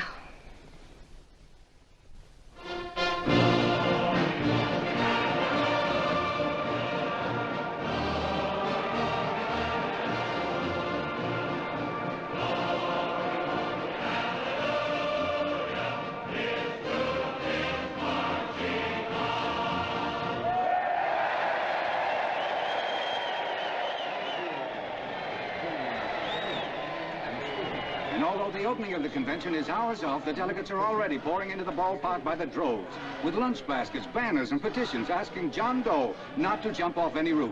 No matter how you look at it, it's still a phenomenal movement.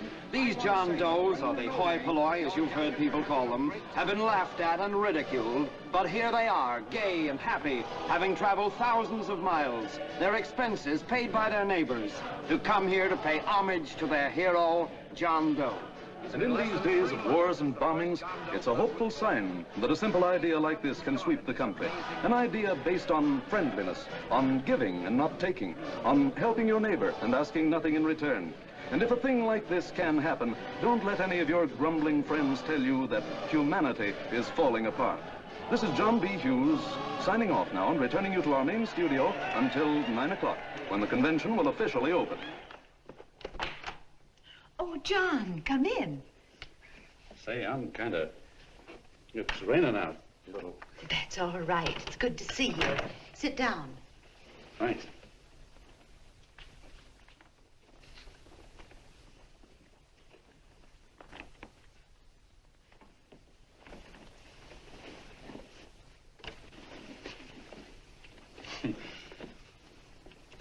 It's for Anne. Oh, how nice. Thank you very much. Flowers. I'm terribly sorry she isn't here. She isn't? No, she just left. I'm surprised you didn't run into her. She went over to Mr. Norton's house. Oh. Did you want to see her about something important? Yeah, well, no, it'll wait. Say, he's a nice man, isn't he? Mr. Norton, I mean. He's done an awful lot for the...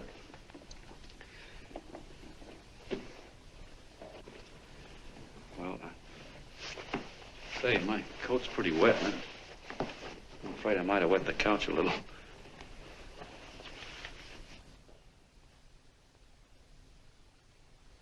Well, I guess I'll see her at the convention later. Yes, of course. I'll see that she gets the flowers. Thanks. Good night, Mrs. Mitchell. Good night, John.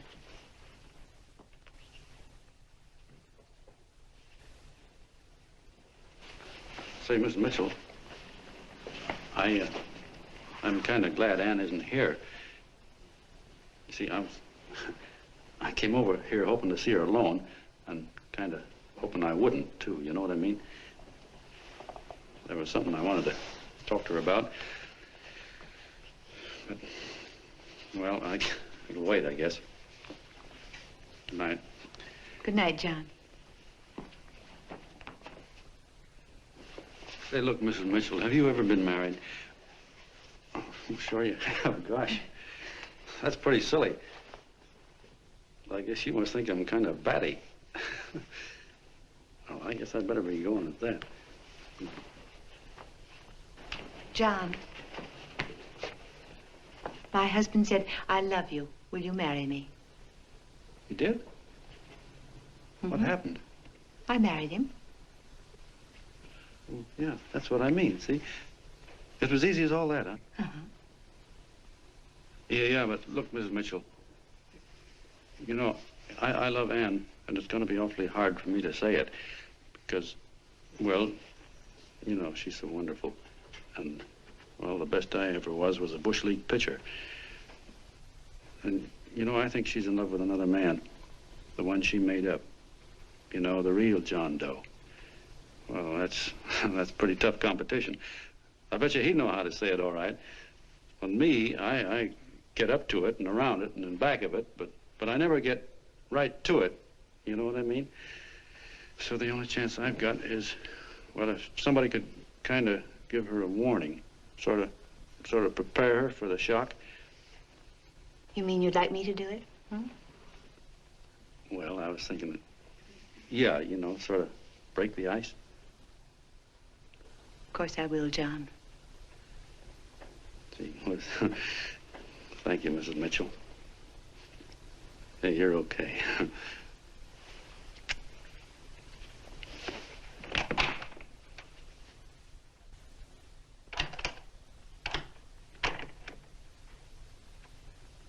This John Doe meeting is going to be one of the biggest things that ever happened. Why, they're coming from all over. Trains, boxcars, wagons. Look out! Hello, bodyguards. Hey, had your dinner yet? No, Chad? Oh, that's all right. Well, look, no, go ahead and have your dinner. Wait a minute, John.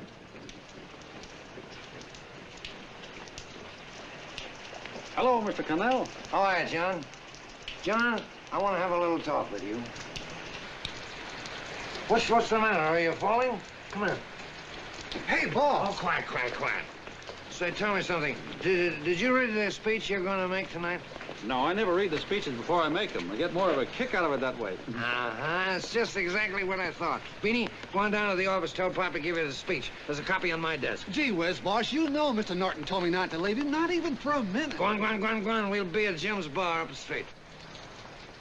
You're a nice guy, John. I like you. You're gentle.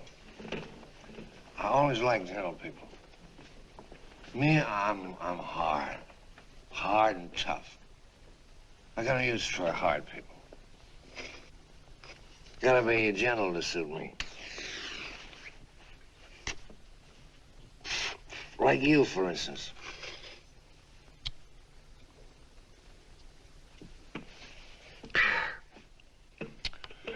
Yep, I'm hard. But you want to know something? I've got a weakness. Never guess that, would you? Well, I have. Want to know what it is? Star-Spangled Banner. Screw you, huh? Well, maybe it is, but play the Star-Spangled Banner. I'm a sucker for it. Always gets me right here. Know what I mean? Yeah, it gets me right back here. Oh, back there, huh? Well, every man to his own taste. You weren't old enough. You weren't old enough for the World War, were you, Jim? No, of course not. No, you must have been just kidding. I was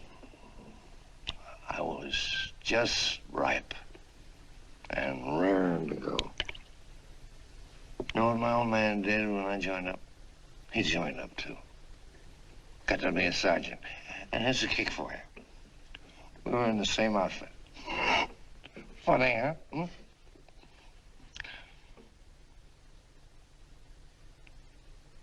He was killed, John. I saw him get it. I was right there, and I saw it with my own eyes.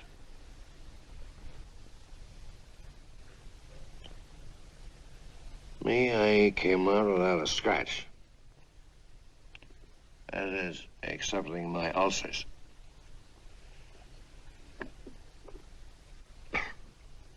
I should be drinking milk, you know. This stuff is poison. Hey, Tubby. Yes, Mr. Connell. What do you say, huh? All right. Yep, I'm a sucker for this country. I'm a sucker for the Star-Spangled Banner, and I'm a sucker for this country. I like what we got here. I like it. A guy can say what he wants and do what he wants without having a bayonet shoved through his belly. And that's all right, isn't it? You betcha. Yeah.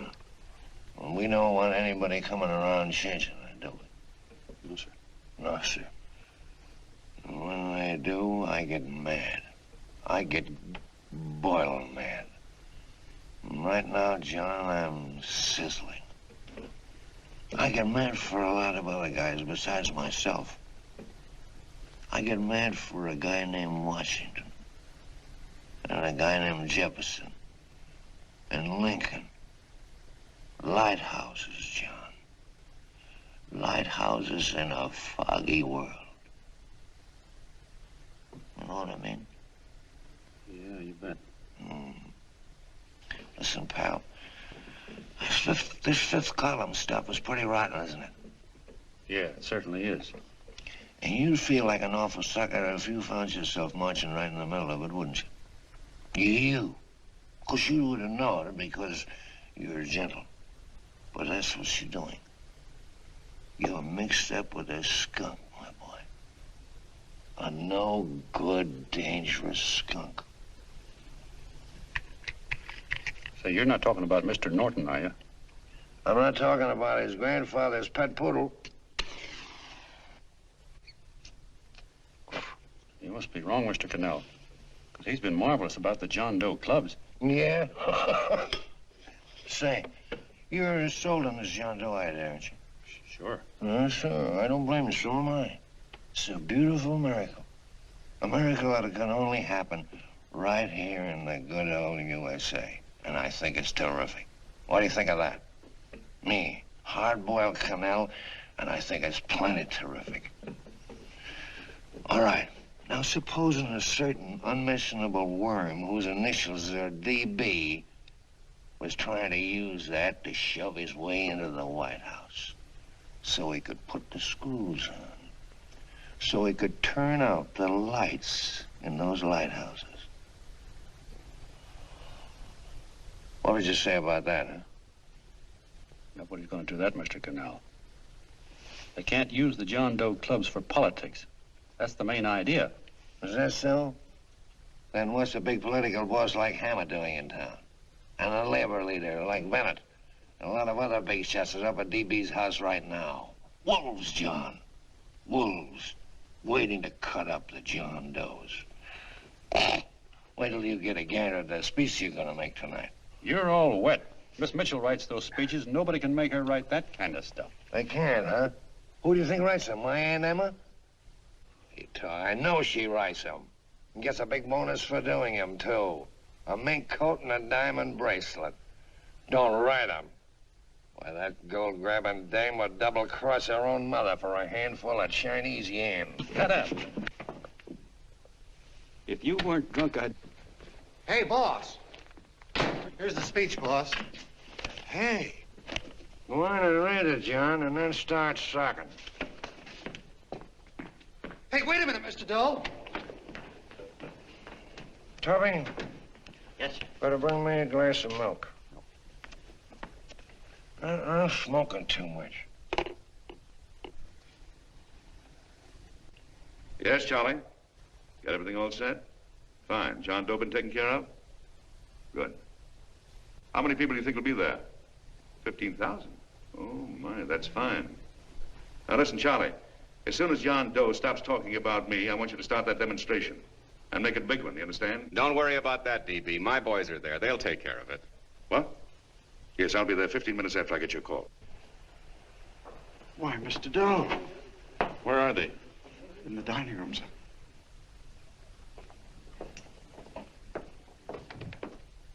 Now, gentlemen, I think we're about ready to throw that great big bombshell. Yeah, well, it's about time.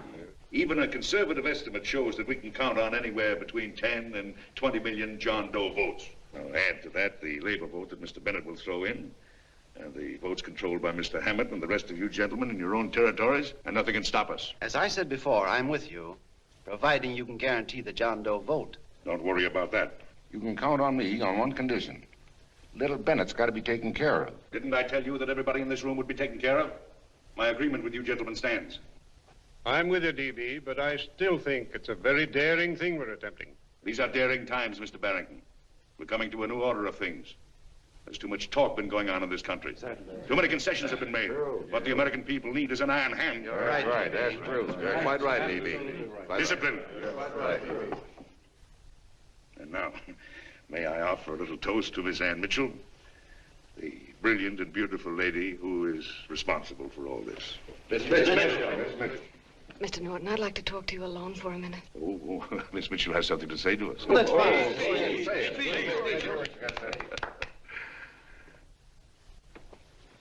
Hello.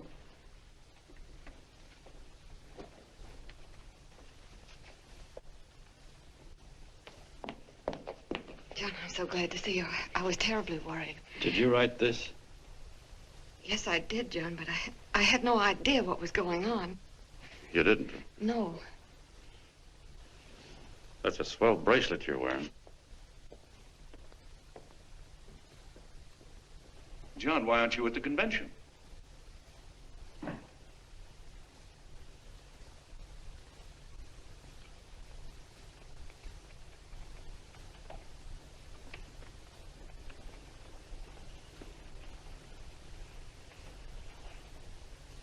Is there anything wrong?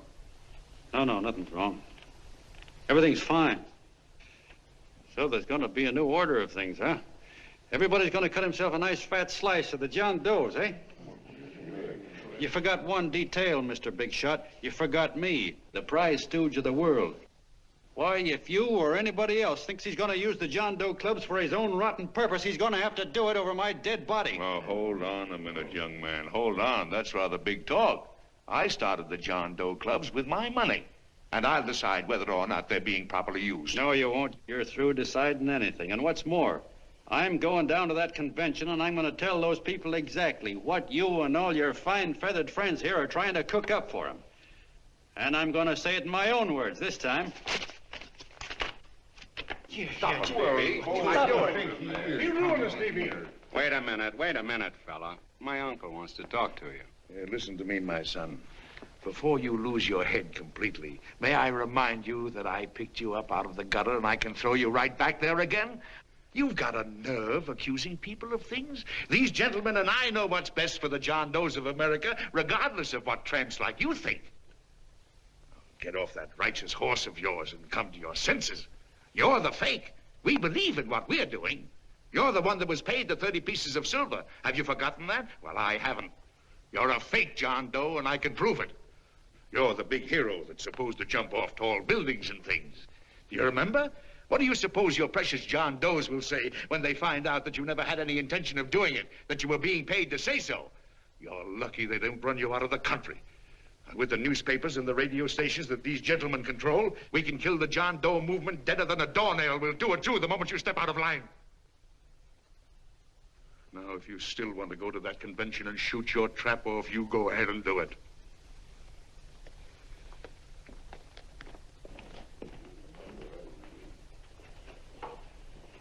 You mean to tell me you'd try to kill the John Doe movement if you can't use it to get what you want? You bet your bottom dollar we would.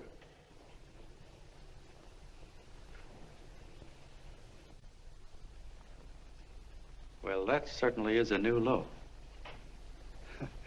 I guess I've seen everything now. You sit there back of your big cigars and think of deliberately killing an idea that's made millions of people a little bit happier. An idea that's brought thousands of them here from all over the country, by bus and by freight and jalopies and on foot, so they could pass on to each other their own simple little experiences. Why, look, I'm just a mug and I know it, but I'm beginning to understand a lot of things. Why, your type's as old as history. If you can't lay your dirty fingers on a decent idea and twist it and squeeze it and stuff it into your own pocket, you slap it down. Like dogs, if you can't eat something, you bury it. Why, this is the one worthwhile thing that's come along. People are finally finding out that the guy next door isn't a bad egg. That's simple, isn't it? And yet a thing like that's got a chance of spreading till it touches every last doggone human being in the world, and you talk about killing it. Why, when this fire dies down, what's going to be left? More misery, more hunger, and more hate. And what's to prevent that from starting all over again? Nobody knows the answer to that one, and certainly not you with those slimy, bollixed-up theories you got. The John Doe idea may be the answer, though. It may be the one thing capable of saving this cockeyed world. Yet you sit back there on your fat hulks and tell me you'll kill it if you can't use it. Well, you go ahead and try. You couldn't do it in a million years with all your radio stations and all your power. Because it's bigger than whether I'm a fake. It's bigger than your ambitions, and it's bigger than all the bracelets and fur coats in the world. You bet it is, John. And that's exactly what I'm going down there to tell those people. A minute, you ungrateful rat. My uncle's been too good. Getting away. Give me the bullet. John! I've always told you, DB, you're playing with dynamite. Which way? All right, now, get away. Before he gets through tonight, he'll ruin us all. I'll stop him cold. Don't worry, I've been ready for this. John! Oh, John, please listen to me. Please, I can explain everything, John. I didn't know what they were going to do. Let me go with you, John. John, please. Go ahead, driver. The ballpark. Explain it to you, John. Please let me go with you. Please. John! Mr. Norton wants to see you. Listen to me, Mayor Lovett. You do as I say. I want them both arrested. You tell the police department to pick up Cannell. I've got the girl here. I've got the bullet. I don't care what you charge him with. If you're worried, let him go in the morning, but keep him in jail overnight. Hello, Bulletin. Put that wire on.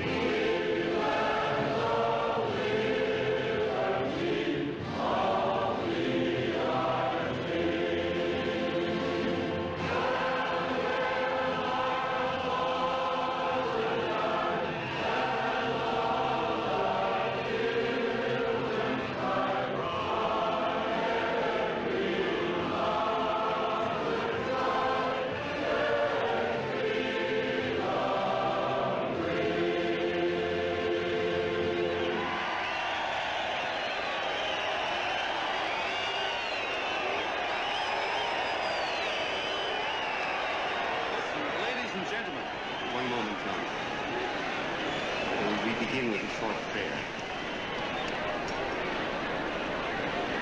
Quiet, please. Ladies and gentlemen, let us have a moment of silent prayer for the John Does all over the world, many of whom are homeless and hungry. Rise, please. Everybody rise.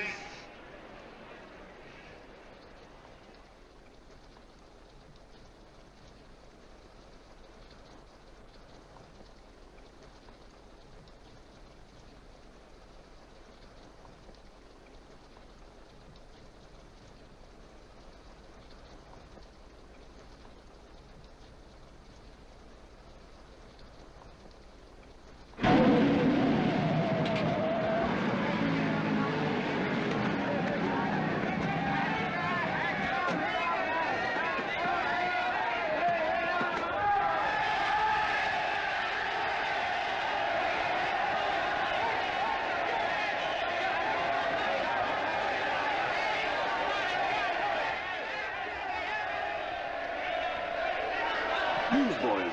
Hundreds of yelling newsboys are swarming into the park like locusts. They're yelling John Doe's a fake. Fake.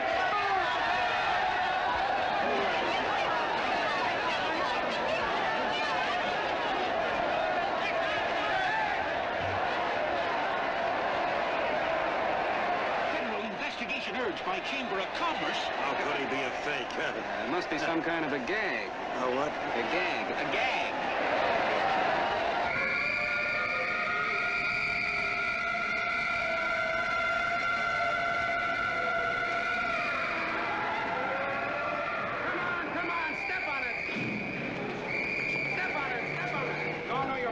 now, so let's get going. Wait for the paper. Hey, miss, will you autograph my balloon? Sure.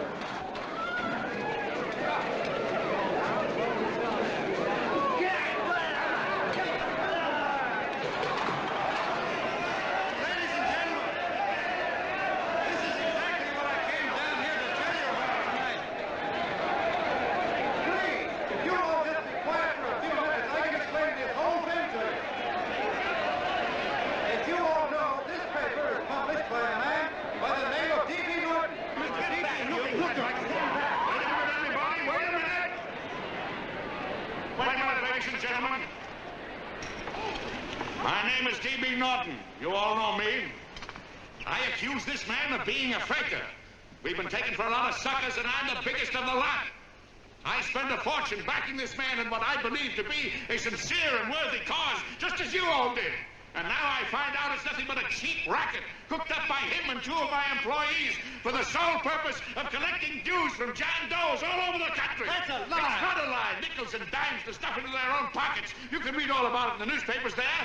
That's a lie. Listen, Don't believe what... This man had no intention of jumping off the top of a building. He was paid to say so. Do you deny that? That's got nothing to do with it. Were you paid for it, or weren't you? Yes, I was paid, but there happened... And what about the suicide note? You didn't write that either. What difference Did you write it or didn't you? No, I didn't write it. Now, you bet your life you didn't. You look in your papers, ladies and gentlemen, and you'll find Miss Nixon's signed confession that she was the one who wrote it. Listen, folks, it's a fact that I didn't write the letter. There, you see, he admits it. You're a fake, John Doe. Now, for what you have done to all these good people, they ought to run you out of the country. And I hope they do it.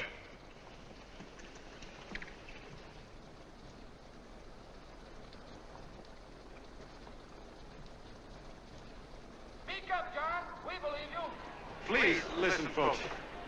Now that he's through shooting over his face, I've got a couple of things to tell you about... Come on, the rest of you get in here and riot. Break this crowd up. Come on. I'm sorry, folks, but we can't hear him anymore. Something's gone wrong with the loudspeakers. John Doe's a fake! Boo! They can't hear me. Boo! This thing's not working. Ladies and gentlemen.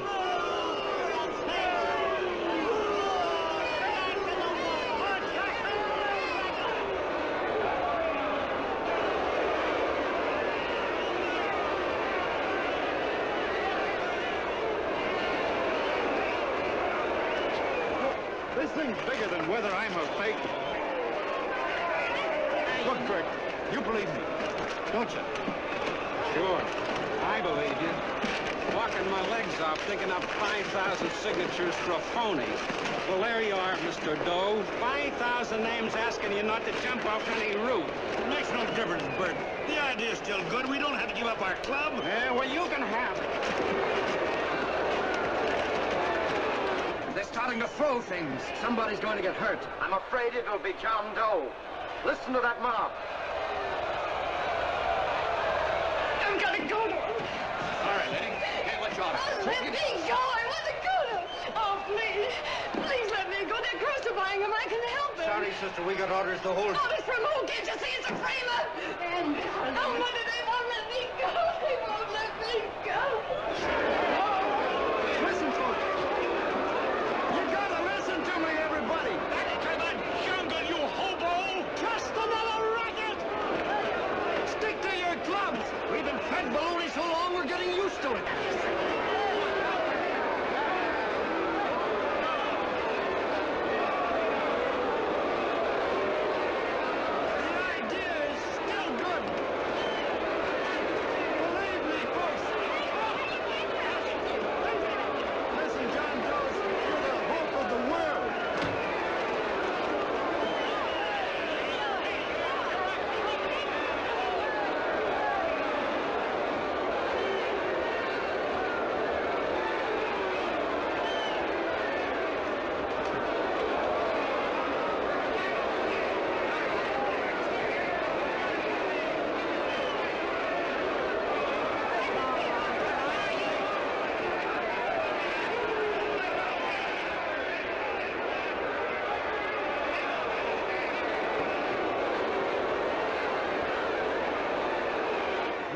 Managed to get him out of the park.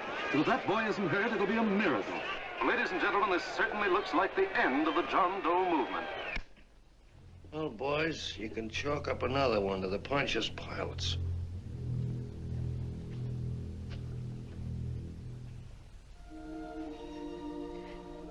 I should have been there. I could have helped him. He was so all alone. A lot of us are going to be mighty ashamed of ourselves after tonight. We certainly didn't give that man much of a chance.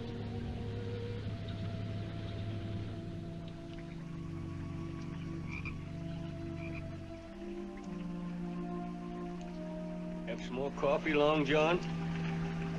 No thanks, Carl.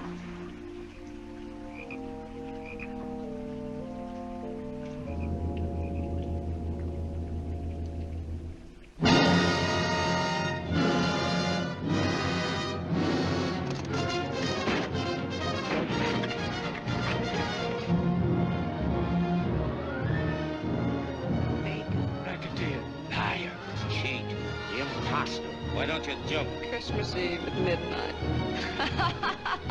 Bye, Mr. Doe. You're a wonderful man. And God bless you, my boy. Now get in there and catch. You're a fake, John Doe, and I can prove it. You're the big hero who's supposed to jump off tall buildings and things. Do you remember? What do you suppose your precious John Does will say when they find out that you never had any intention of doing it, that you were being paid to say so? Christmas Eve at midnight.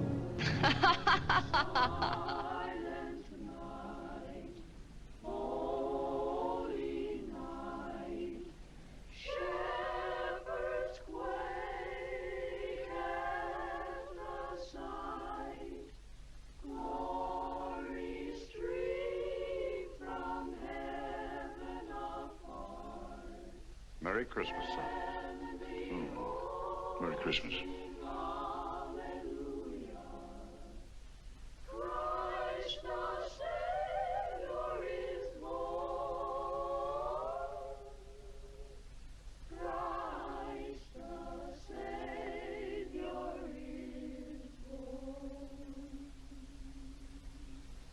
Thank you, sir.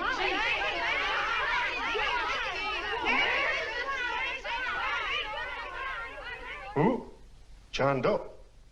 Is that screwball still around? Dame's been calling all day. Sure, I know. Yeah, at midnight, huh? Okay, lady. We'll have the place surrounded with nets. They're laughing at me.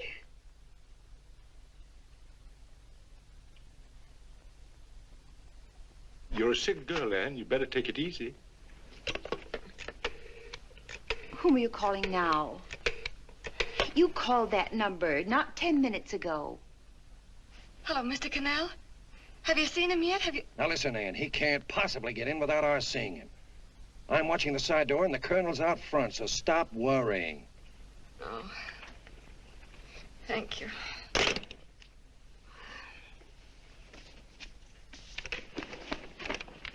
What, Ann? Anne, don't be foolish. If this isn't the craziest, the battiest, the looniest wild goose chase I ever heard of. Oh, shut up, Bert. Sourpuss is right. Yeah, Willoughby is. I'm a banana split. That man is going to be on that roof.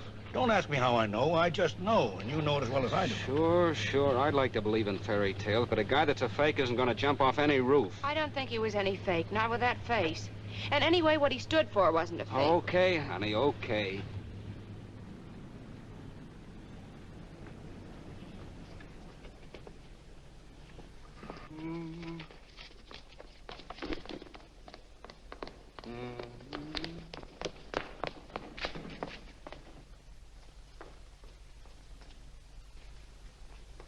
Elevators ain't running. Colonel, You shouldn't have got out of bed, miss. has he been here? No. Have you seen him? I ain't seen him for a week. Where's Canal? He's watching the other door. Oh, gee, you're swell. Oh. No sense in going up there. I've been here for hours. He ain't here. Let me go, will you? Now that's crazy. It's 14 floors.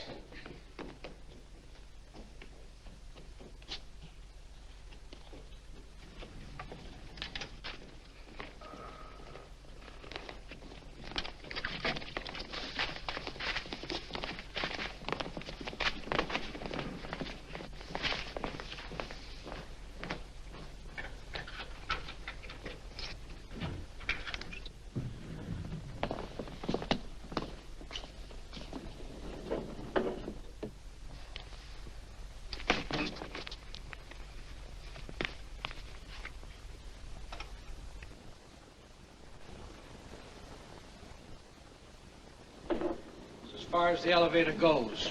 We gotta walk up to the tower.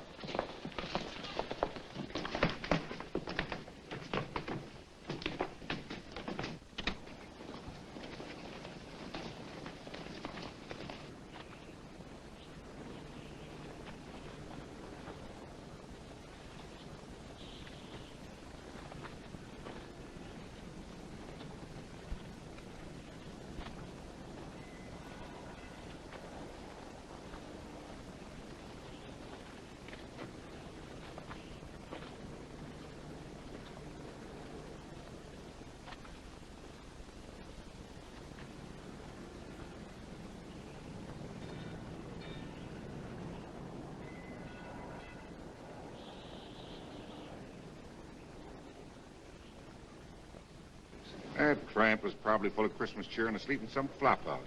Let's go. I've got to decorate my tree.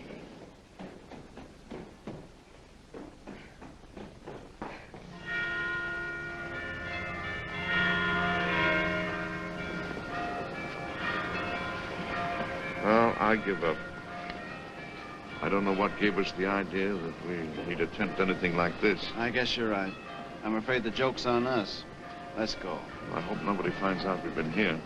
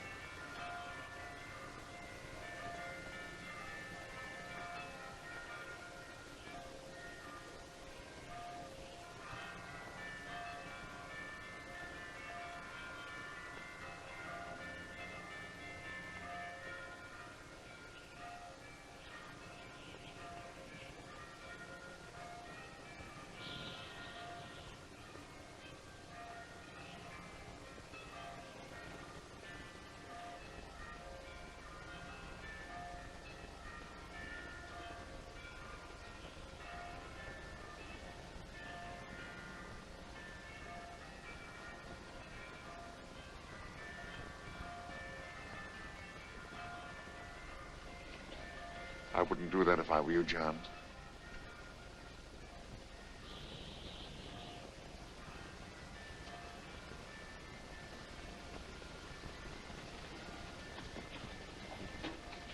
It'll do you no good. The mayor has policemen downstairs with instructions to remove all marks of identification you may have on your person. You will be buried in Potter's Field and you will have accomplished nothing.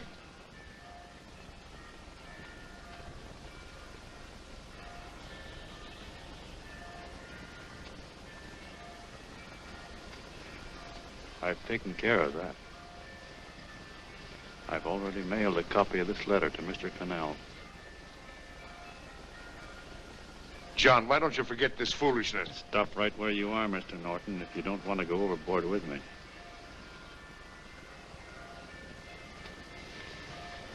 I'm glad you gentlemen are here. You killed the John Doe movement, all right. But you're going to see it born all over again.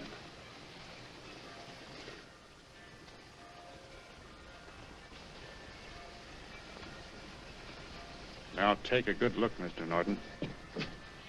John! John! Oh, John, no, I won't let you. I love you, darling. Oh, please. Please don't give up. We'll start all over again. Just you and I. It isn't too late. The John Doe movement isn't dead yet. You see, John, it isn't dead or they wouldn't be here. It's alive in them. They kept it alive by being afraid of. That's why they came up here.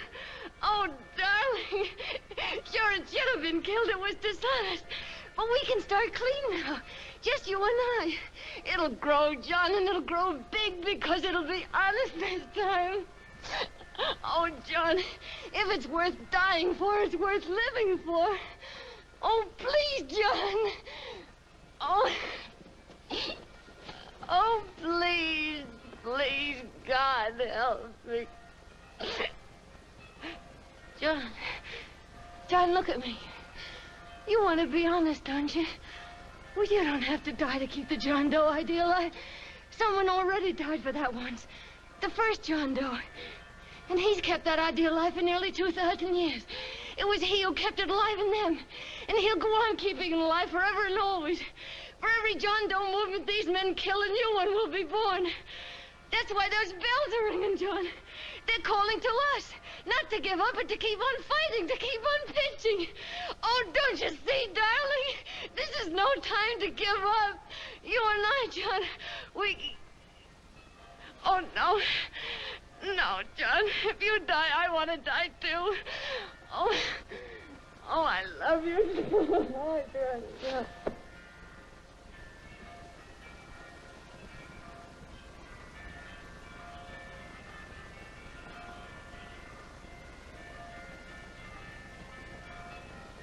Mr. Doe, you don't have to... We're with you, Mr. Doe. We just lost our heads and acted like a mob. What Bert's trying to say is that we need you, Mr. Doe. There were a lot of us that didn't believe what that man said. We were going to start up our John Doe Club again, whether we saw you or not. Weren't we, Bert? And there were a lot of others that were going to do the same thing. Well, Mr. Sourpuss even got a letter from his cousin in Toledo. I got it right here, Mr. Doe. Only it'd be a lot easier with you. Please. Please come with us, Mr. Doe.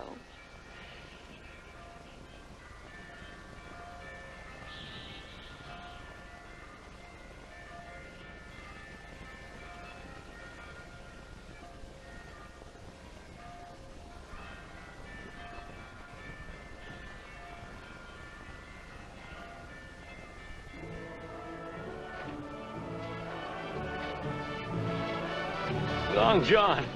Mr. Doe. Here, we'll help you with it. She'll be all right. Mr. Doe, take her right down to the car. And right up. Look, we got a car right down for her. Lay on, Norton. The people. Try and lick that.